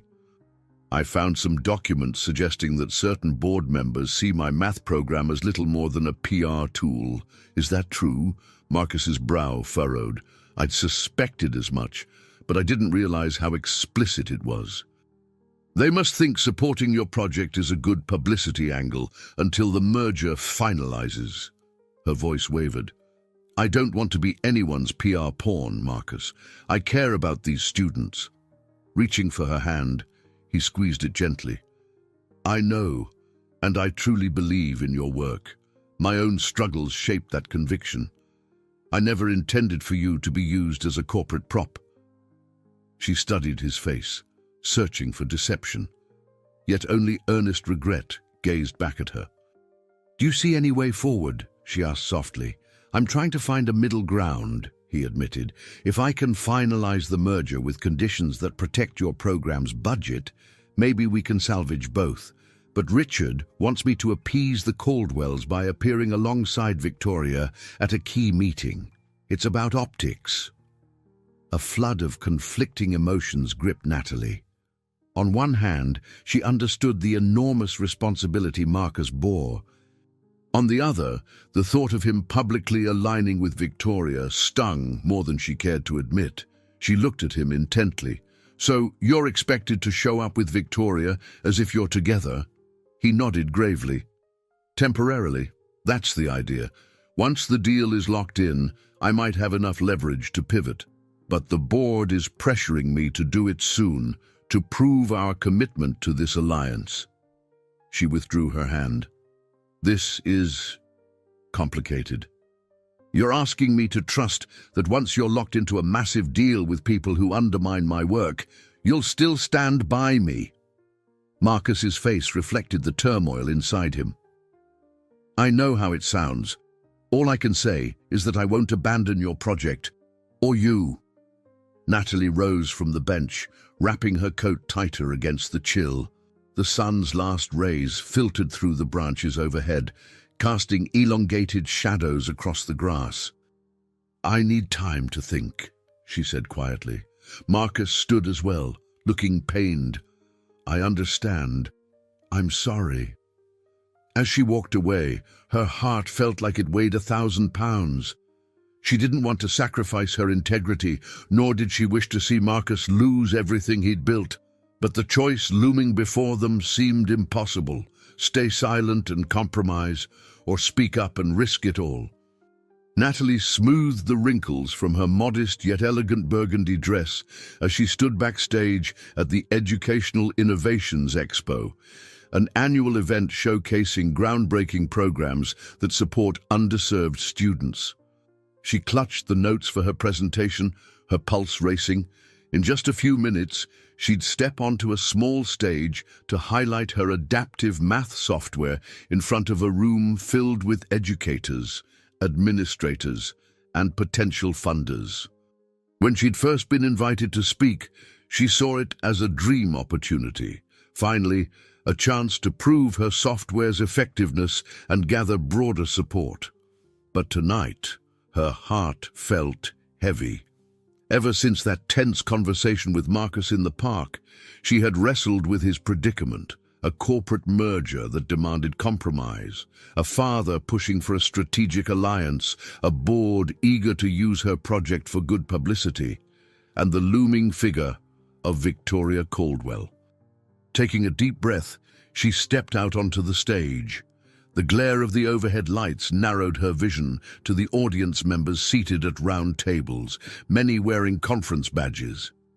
She briefly spotted Janet Collins, her principal, beaming at her from a front-row seat. Emily Parker, her dear friend and literature teacher, waved encouragingly. Reassured by these familiar faces, Natalie began her presentation. She spoke passionately about the crucial need for specialized tools that reach children with dyslexia and ADHD, students often overlooked in large classrooms. She demonstrated how her program adjusted the difficulty level in real time, turning struggles into manageable steps. The room fell silent, captivated by her examples.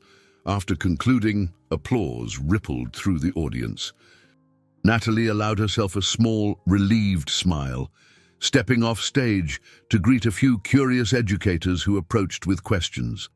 Their enthusiasm buoyed her spirits, validating the years of effort she'd poured into her idea. But then she glimpsed a commotion near the entrance.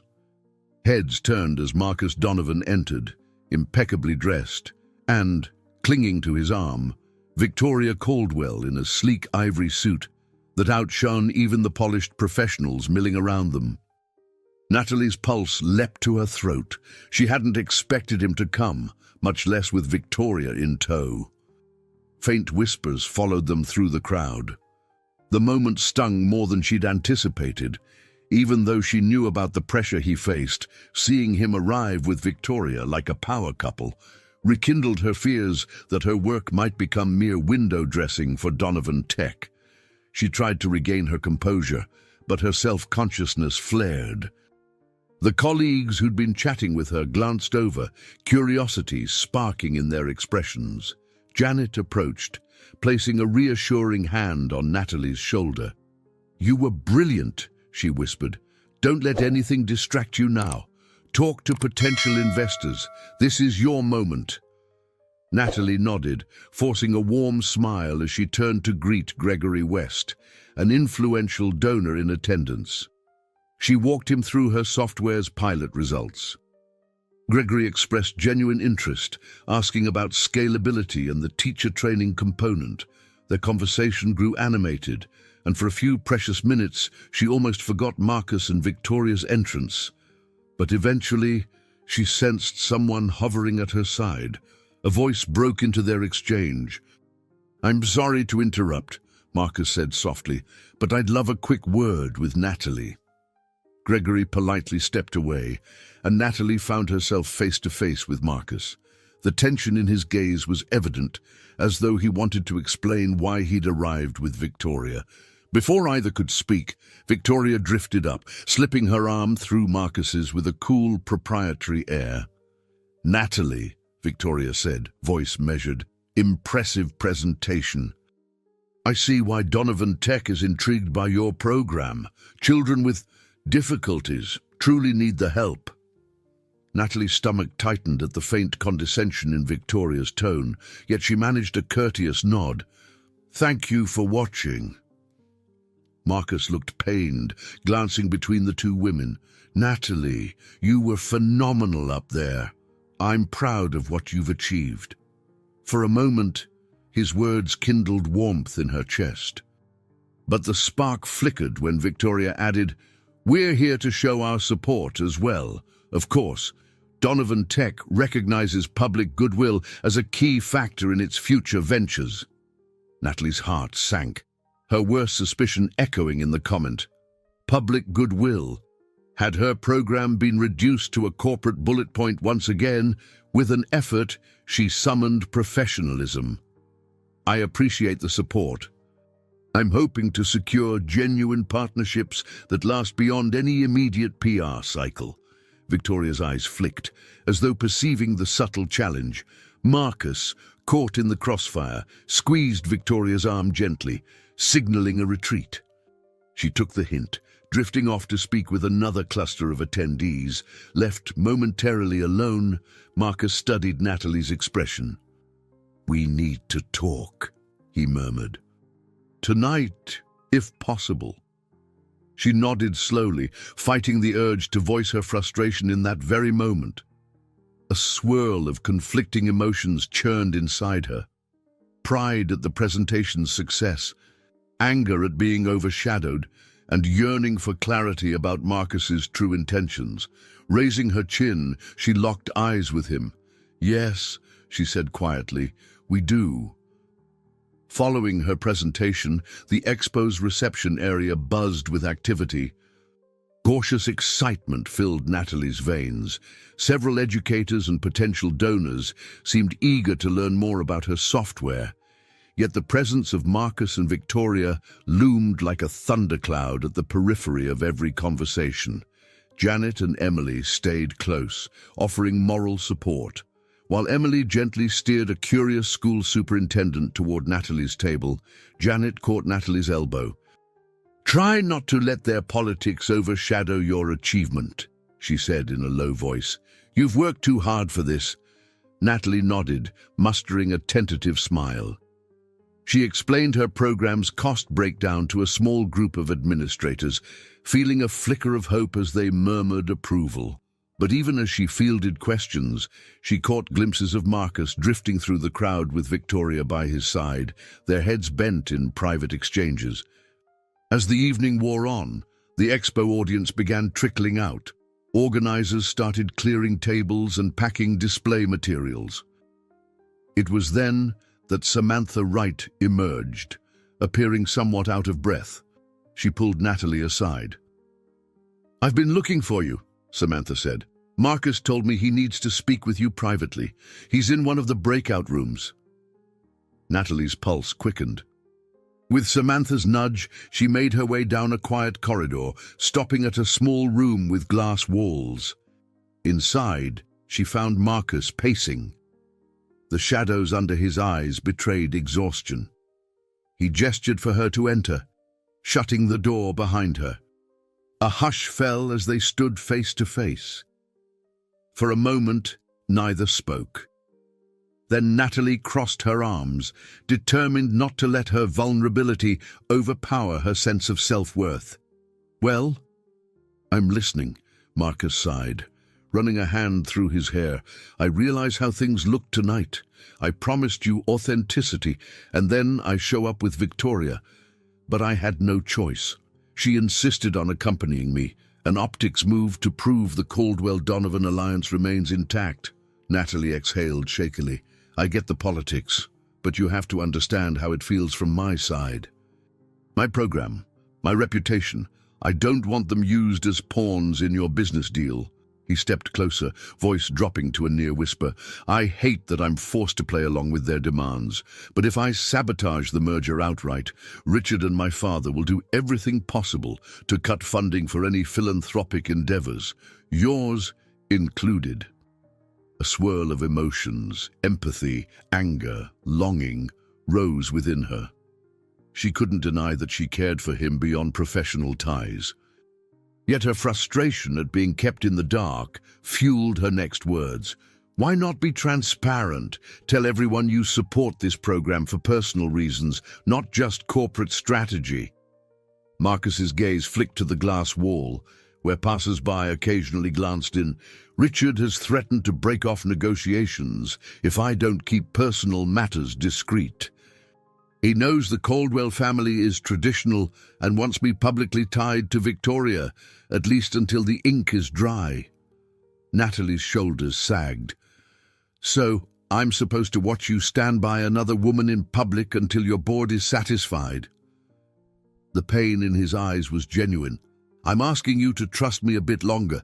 I'm planning a move, an internal restructure, so I can champion projects like yours without interference, but I need time." Silence stretched between them. She took in his disheveled posture, the sincerity in his voice. She recalled her own students who depended on the future of her software. If Marcus pulled the plug now, their progress might be lost. Then a light knock sounded on the glass door. Samantha peeked in.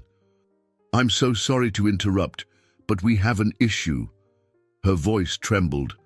"A rumor is spreading that the Caldwell family might demand all philanthropic pilot projects be paused until after the merger." "Richard is backing it," Marcus cursed under his breath. "They're tightening the noose." Natalie felt as though the walls closed in. She turned to Marcus, voice quiet but firm. "This can't continue indefinitely. My kids, my school, they don't deserve to be bargaining chips." He nodded, jaw clenched. "I know." Samantha, looking between them, gently touched Natalie's shoulder. Maybe you should talk to Thomas Reed. He's on the board and has more moral backbone than the rest combined. If anyone can sway their vote, it's him. Marcus agreed. Thomas has been my mentor, the one who challenged my father's strategies. If he throws his weight behind us, we might have a fighting chance. Natalie drew a shaky breath. Then let's try. But Marcus, understand, I won't sacrifice my integrity.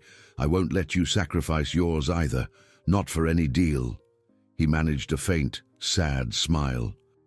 We'll figure it out, he promised softly, though the uncertainty in his eyes spoke volumes. Just a few evenings later, Marcus invited Natalie to a dinner at his parents' home, a sumptuous mansion on Manhattan's Upper East Side. The invitation came through a rushed phone call. My father wants a family meeting, but I'd like you there, Marcus had said. He needs to see the human aspect behind your project. Natalie's stomach churned at the idea. She wasn't eager to face Edward Donovan's scrutiny or endure the possible judgment from a family steeped in wealth and power.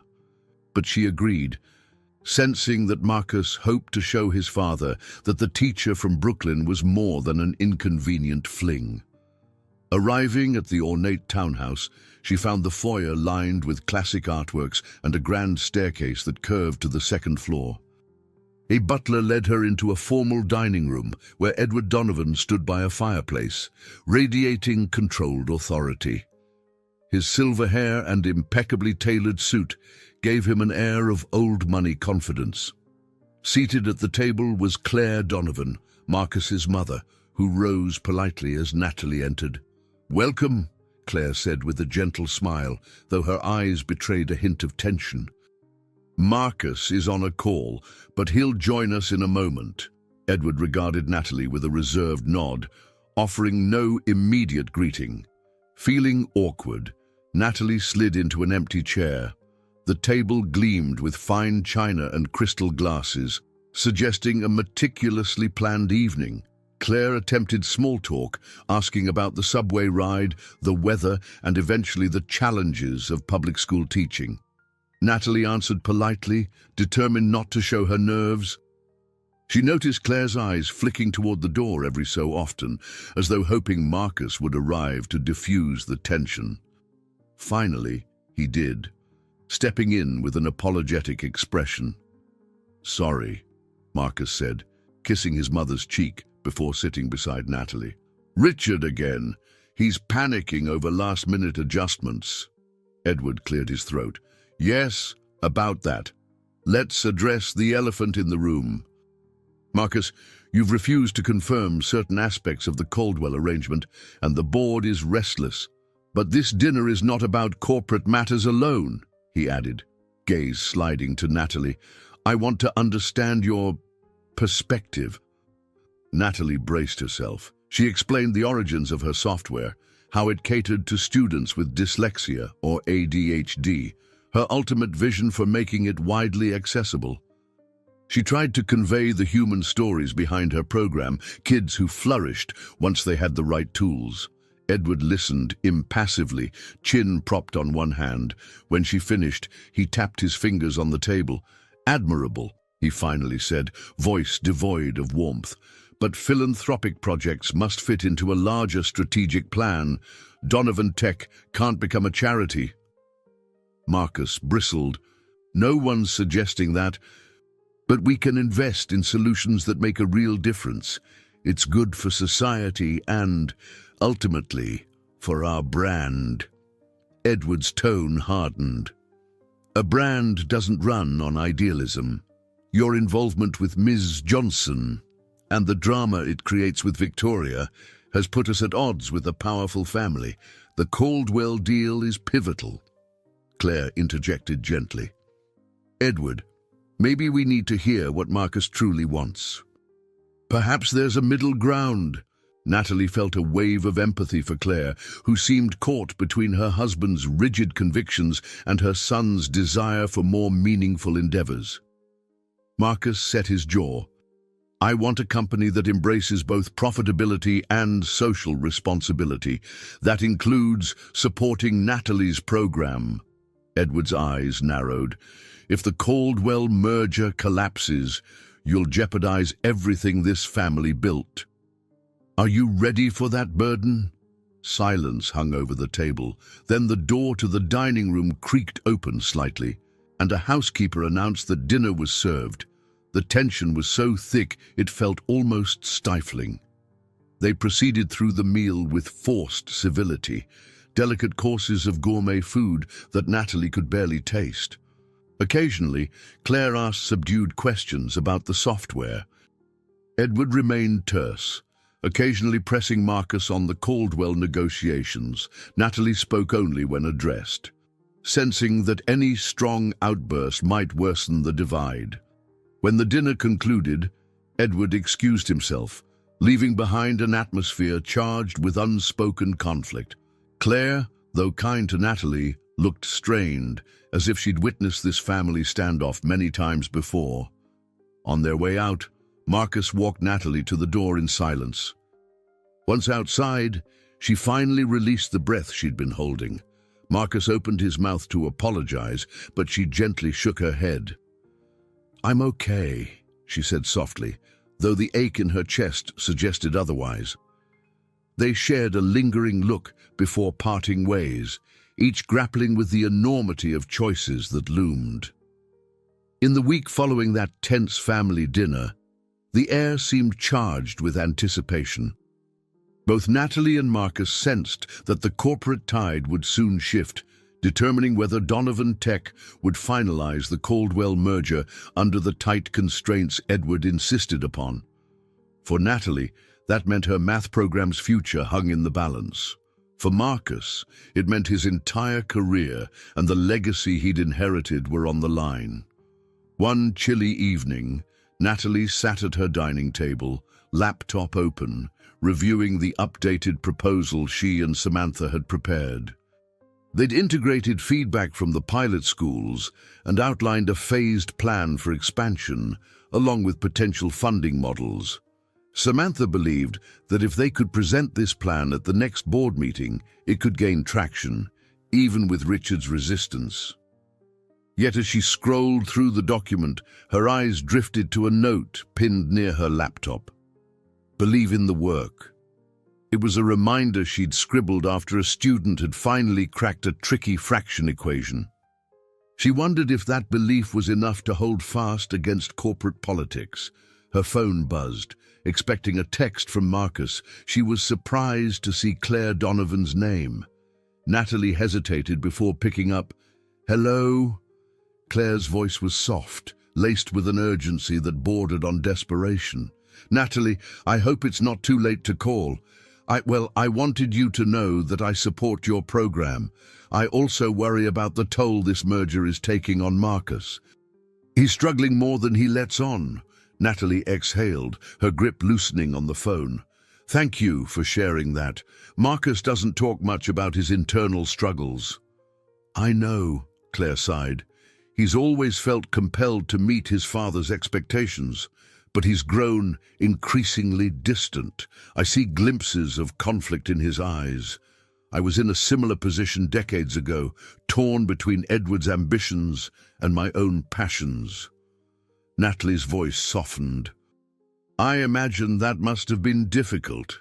After a pause, Claire continued, "If you care for Marcus, don't let him bury himself in this deal without considering the cost to his soul. He needs someone who believes in him, who challenges him to do what's right." Her words stirred a mix of warmth and anxiety in Natalie. "I do care for him," she admitted. "I just don't want to become a tool for corporate show or stand idly by if he walks into a trap." Claire's tone turned resolute. "Stay honest with him and with yourself, believe in your work, but also believe that Marcus might surprise you if pushed to fight for what he truly wants." They ended the call, leaving Natalie with a flutter of hope tempered by caution. She recalled the tension in Marcus's posture, his frustration when he spoke of Richard's ultimatums.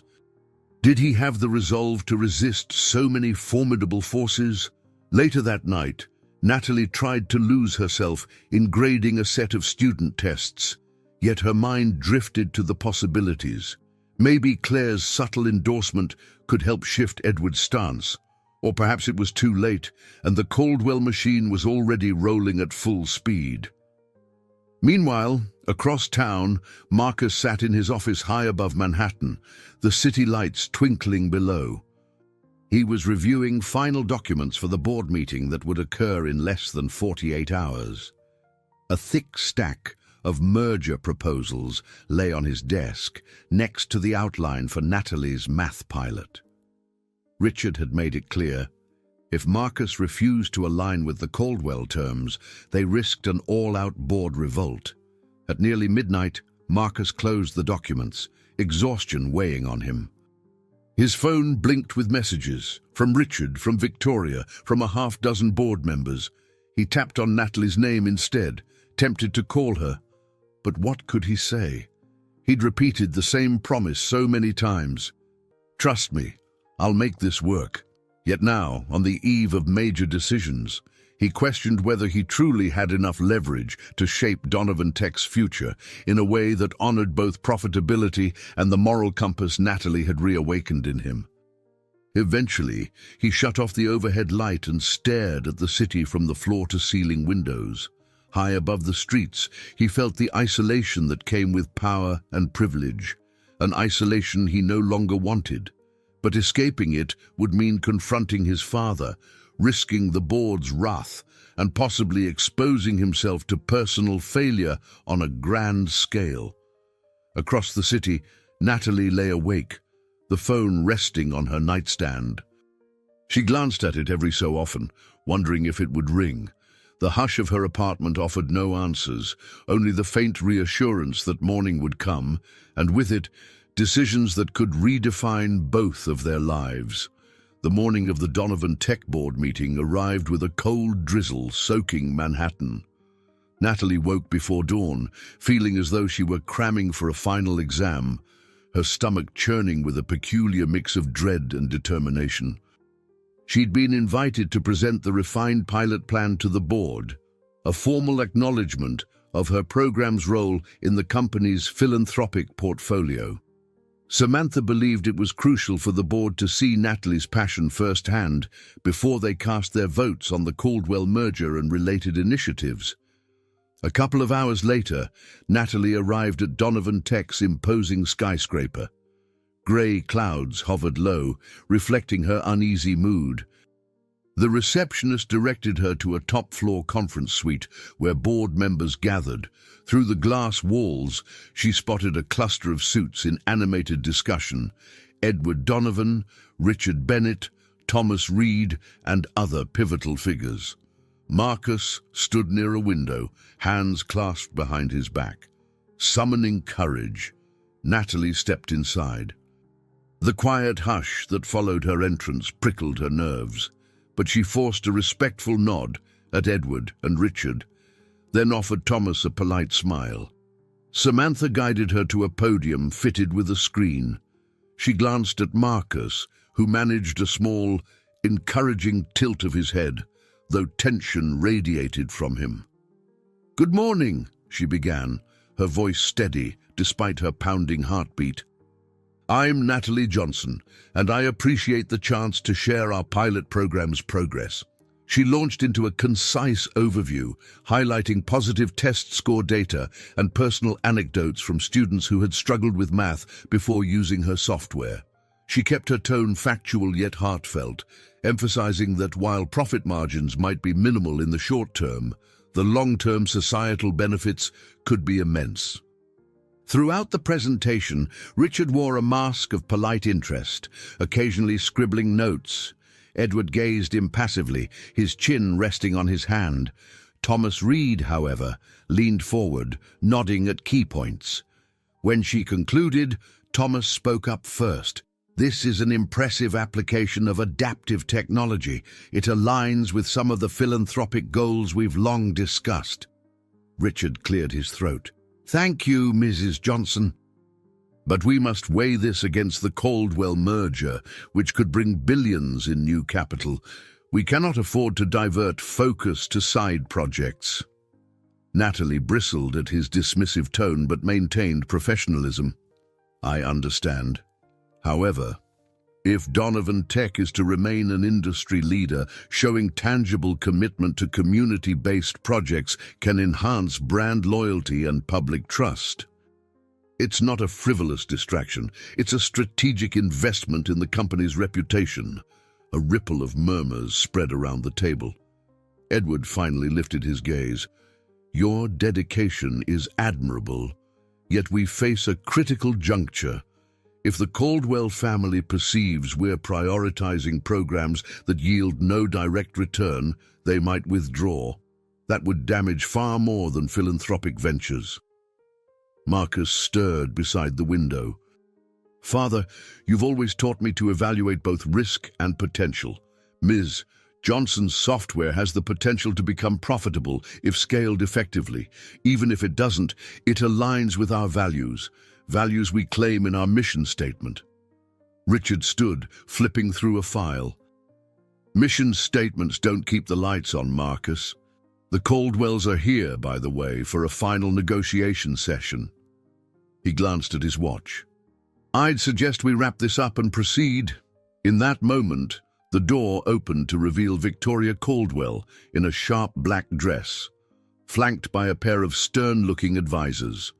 She swept her gaze across the room, landing on Natalie with a hint of disdain. Then, flashing a cordial smile, she addressed the board.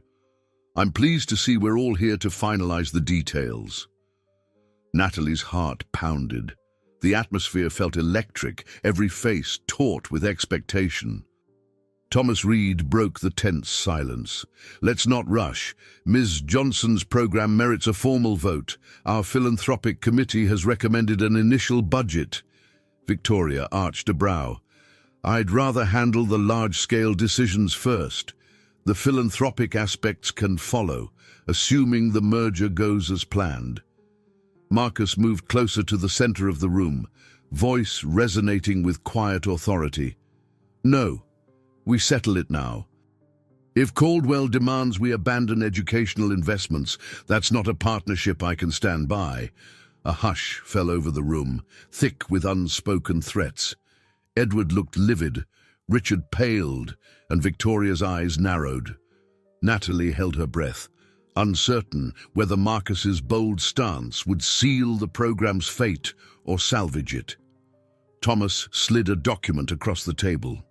We'll take a recorded vote, then move to the merger agenda. All those in favor of establishing a pilot budget for Mrs. Johnson's program. Natalie's fingers clenched around the edge of the podium. This was it. The moment she and Marcus had been inching toward. The confrontation that could unite or break the Donovan empire and decide the future of an unassuming teacher's dream.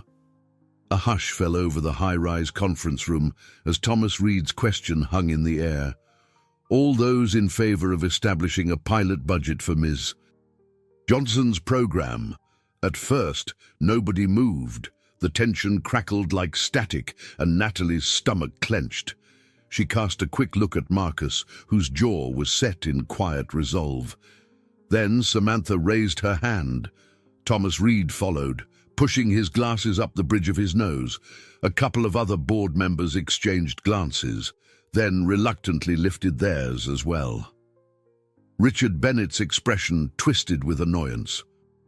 Edward Donovan stared at the table, lips compressed in a thin line, arms crossed over his chest. Finally, Victoria Caldwell broke the silence with a clipped sigh. If this philanthropic project wins the day, let it be known that Caldwell Holdings sees no direct profit in it. However, she added, her eyes darting to Marcus, we recognize the value of a positive public image, if that's the path Donovan Tech insists on. A smattering of tension-laced murmurs followed. Edward Donovan let out a long exhale. It appears the majority has spoken. Very well. The pilot budget for Ms. Johnson's program is approved. On a provisional basis. Relief flooded Natalie's veins, but it was tempered by the word provisional. The victory felt fragile. She offered a quiet thank you to the board, mindful that the next item on the agenda was the Caldwell merger. Marcus, clearly buoyed by the outcome, locked eyes with her in a silent gesture of congratulations. Thomas Reed tapped a pen against his folder. "Shall we move on to the merger vote, then?" Richard slid a folder across the table with undisguised impatience. "Yes. We need confirmation that Donovan Tech is fully committed to partnering with Caldwell Holdings, both financially and," his gaze flicked to Marcus, "socially." The next hour became a flurry of legal jargon, financial projections, and carefully worded clauses. Natalie slipped out quietly once her portion concluded. She didn't belong in the closed-door negotiations that determined the fate of multi-billion-dollar deals.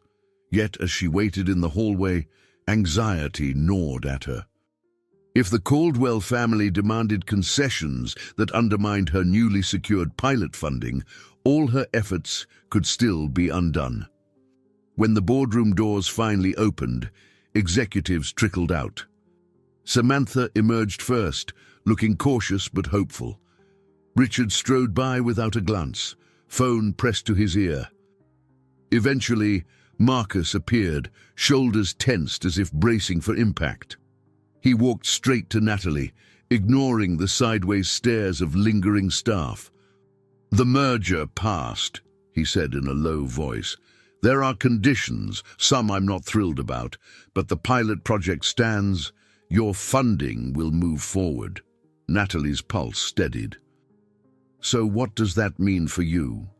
Marcus lowered his gaze. "It means my father and I agreed to present a united front with the Caldwells at upcoming events. They expect me to maintain close ties with Victoria publicly.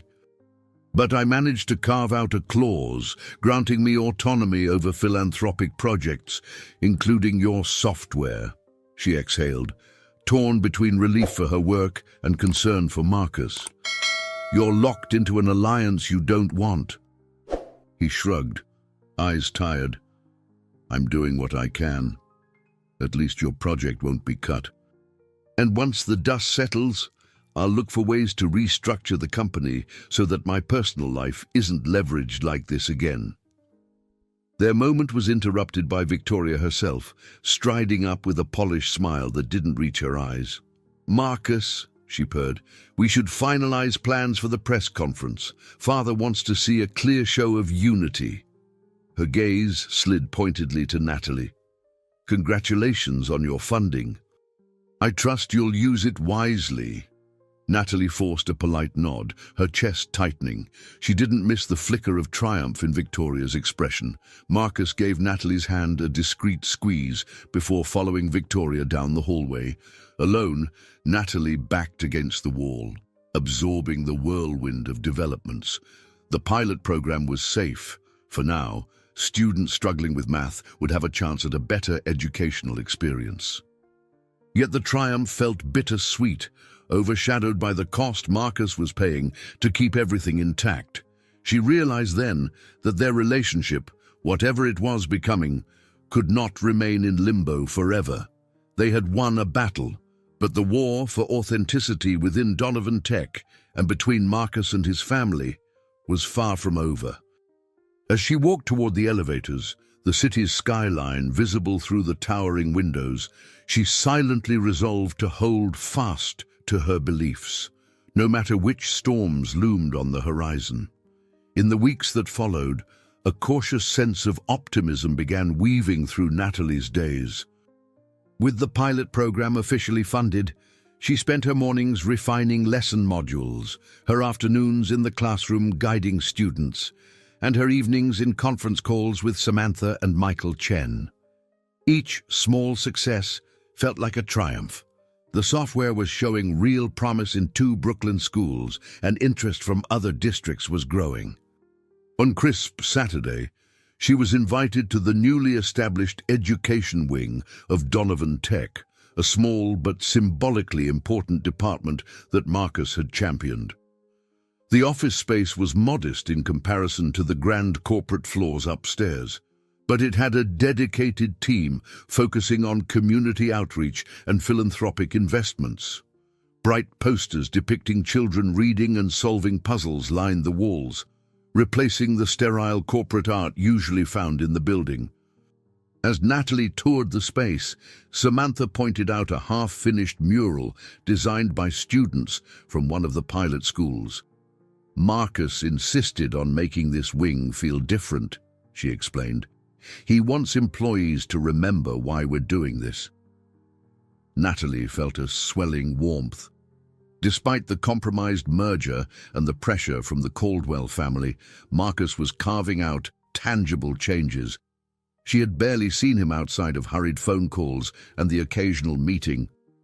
Whenever they managed a few minutes together, he seemed even more exhausted, juggling public appearances with Victoria while clandestinely pushing forward philanthropic projects behind the scenes.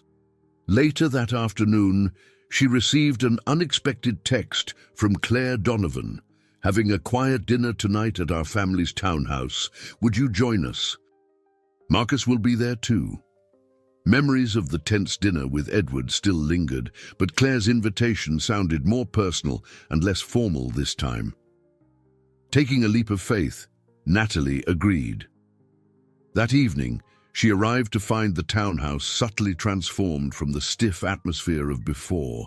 Instead of fine china in the grand dining hall, Claire had prepared a simpler spread in a cozier sitting room. The lights dimmed to a warm glow.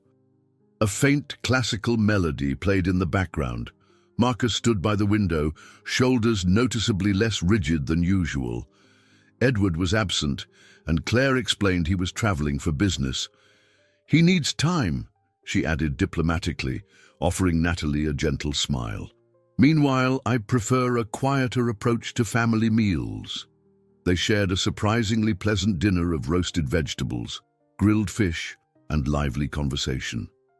Claire asked about Natalie's students, occasionally looking at Marcus with pride whenever Natalie recounted a success story linked to Donovan Tech's new resources.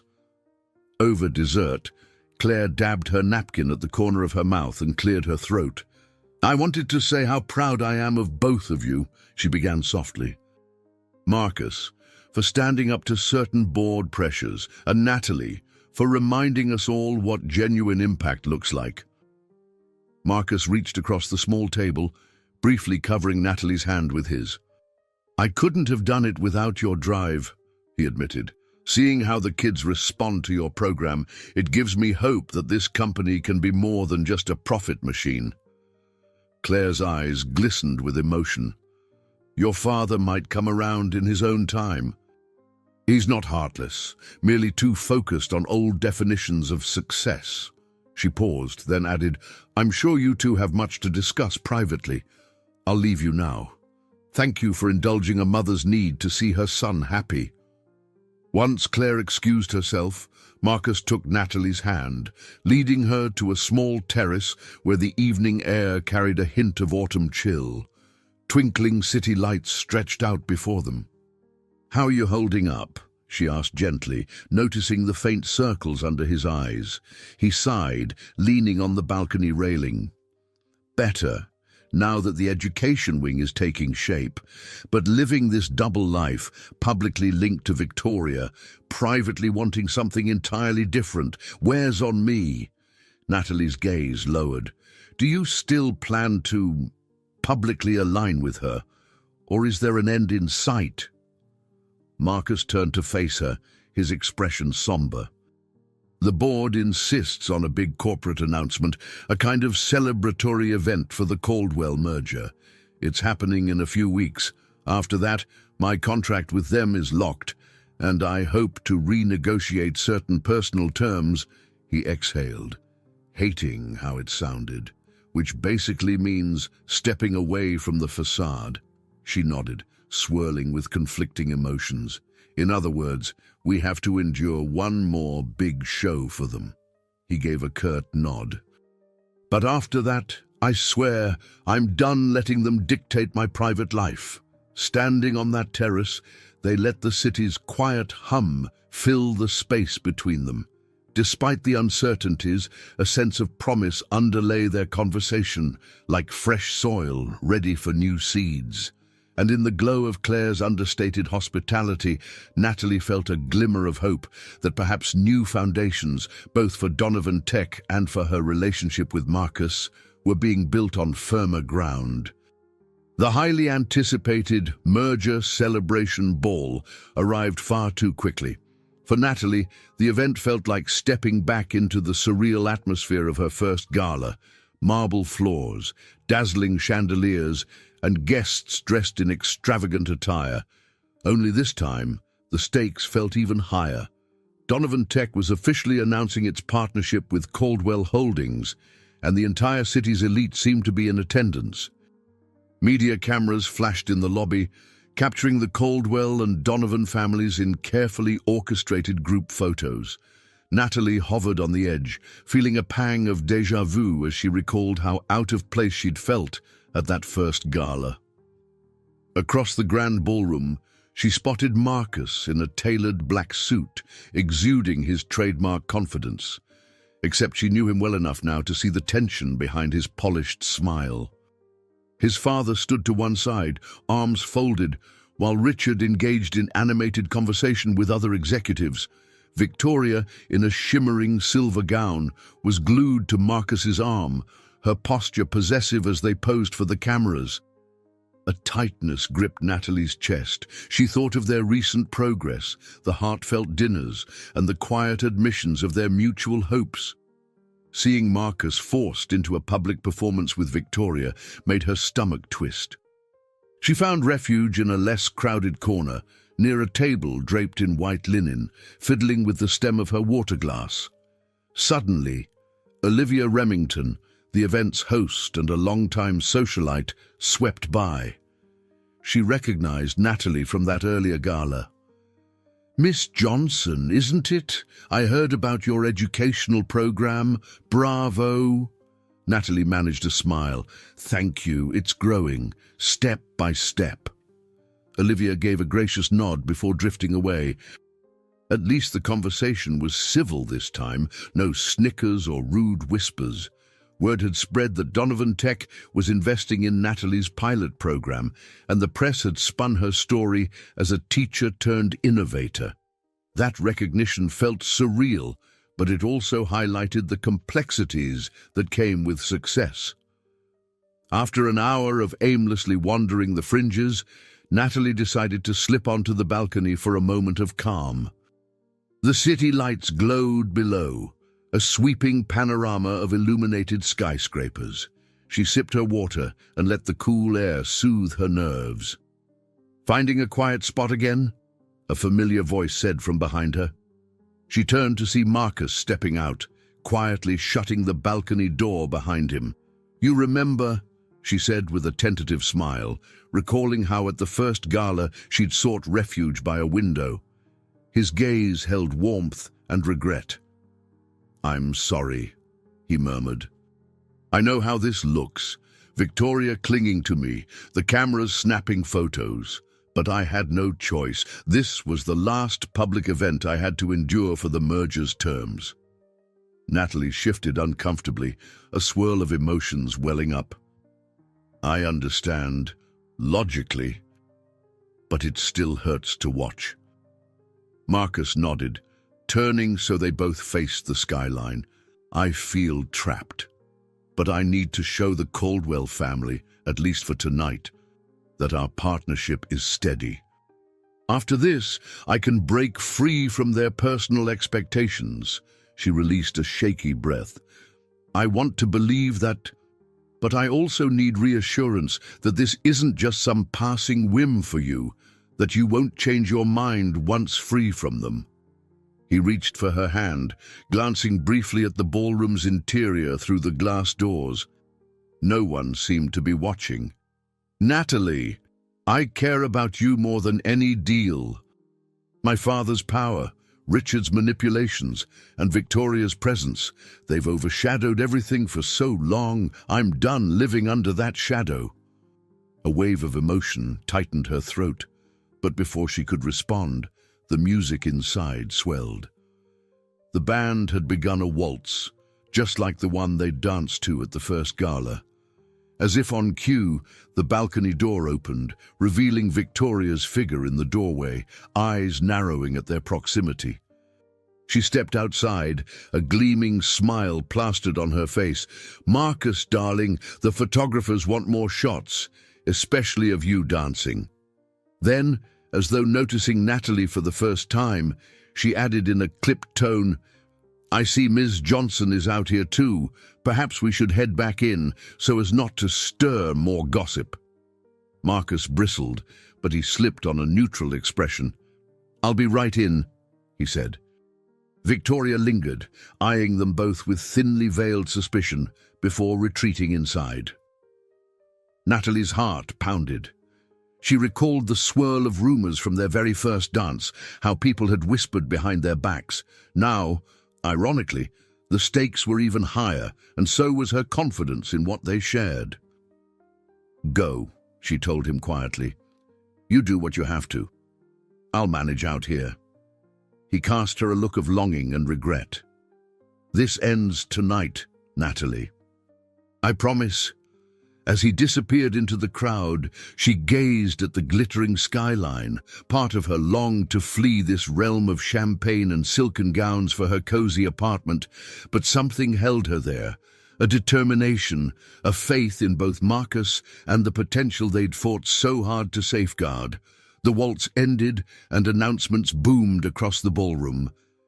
Edward Donovan and Jonathan Caldwell stepped onto a small stage to toast the successful merger. Glasses clinked, applause rippled, and guests cheered, cameras flashing to capture the corporate union of two powerful families. Standing at the edge of the crowd, Natalie watched with a mix of pride and sadness. She spotted Marcus near his father, flanked by Victoria, both wearing masks of polite enjoyment for the sake of the cameras. The scene felt like a final chapter in the facade that had dictated Marcus's life for months. When the toasts concluded, the Caldwell contingent made a grand exit, stepping off stage. Victoria lingered momentarily, scanning the room, her gaze stopping on Natalie. There was no mocking sneer this time, just resignation, as though acknowledging that the show was over. Soon, Edward thanked everyone for attending and excused himself. The band resumed a soft melody, and conversation rippled anew. That was when Marcus broke away from the throng. Without hesitation, he walked straight to Natalie, ignoring the stares of onlookers. Her heart hammered as he approached. "It's done," he said quietly, stopping inches from her. "The merger is signed, the obligations met. I'm free to choose my own path." Before she could process the enormity of that statement, he took her hand and guided her toward the dance floor, where a few couples swayed to the gentle music. The hush that fell around them echoed their very first waltz months ago, a hush of curiosity, disbelief, perhaps even disapproval from certain guests. Yet this time, Natalie didn't feel self-conscious. She slipped an arm around his shoulder, trusting his lead as the music enveloped them. In that moment, it felt as though the entire ballroom faded, leaving only the two of them. "I'm sorry it took so long," Marcus murmured, his breath warm against her ear. "I should never have let them force my hand in this merger, but it's done now, and I want you, your work, our connection, to be front and center in my life, not hidden away." She looked up into his eyes, finding them full of unspoken apology and steadfast promise. "I understand the sacrifice, Marcus, and I don't blame you for protecting everything you've built. But are you really willing to face whatever fallout comes next?" He nodded, determination shining through. "I am. We'll build the next phase of Donovan Tech differently, one that openly embraces educational innovation, invests in community, and stands for authenticity." A soft laugh escaped her, a mixture of relief and joy. "If we can survive this merger drama, I guess we can tackle anything." They continued dancing, each step more confident than the last. She was dimly aware of flashbulbs popping, reporters capturing the moment, guests whispering, but it didn't matter. After so many roadblocks, they could finally breathe freely. When the music ended, the applause wasn't scattered or awkward as before. This time, it was warm, appreciative. A few people even stood in a show of genuine support, Samantha among them, grinning broadly, and Thomas Reed nodding approvingly. Marcus led Natalie off the dance floor, past the murmuring crowd, straight toward a small alcove by the stage curtains. They paused in the relative privacy, hearts still pounding. That was when Natalie drew in a shaky breath, pressing a hand to her abdomen. He tilted his head, concern flickering. "You all right?" Tears prickled her eyes, though they were tears of wonder and anxiety all at once. I wasn't sure if I should bring this up tonight, with everything going on, but I'm pregnant." For a heartbeat, silence enveloped them. Then Marcus's expression transformed, a swirl of astonishment and joy. His hand covered hers on her stomach, voice trembling with emotion. "Natalie, that's incredible." She gave a shaky laugh, tears spilling freely now. "I found out last week. I wanted to wait until things settled with the merger." He pulled her into a tender embrace, face buried in her hair. "We'll figure it all out," he whispered, voice thick. "I promise you, this changes nothing, except that now I have even more reason to stand up for what matters." She clung to him, heart full to bursting. As they separated, she saw tears in his eyes too, tears he made no effort to hide. In that moment, all the whispered judgments, all the boardroom battles, all the illusions of appearances faded away. They were just two people, choosing each other, ready to share a future where purpose and love intertwined. Later, as they slipped out of the ballroom, the final camera flashes reflecting off the polished floor, Natalie felt a sense of peace unlike anything she'd known. She realized that the real beauty Marcus had seen in her from the start wasn't about being glamorous or worthy in the eyes of society. It was a beauty born of genuine compassion and perseverance. And in his gaze, clear, unwavering, she recognized a man who had finally learned to value truth over every facade. Their eyes locked, and she felt certain they had faced the world's harsh judgments, only to discover that the most important approval came from within. With the pilot program secure, a new family on the horizon, and the determination to reshape Donovan Tech's future, they stepped into the night, hand in hand, grateful at last to be seen by eyes that truly understood. I hope you enjoyed today's story. Subscribe to the channel so you don't miss more stories like this. Leave a like and comment below what you thought of the story. See you in the next video.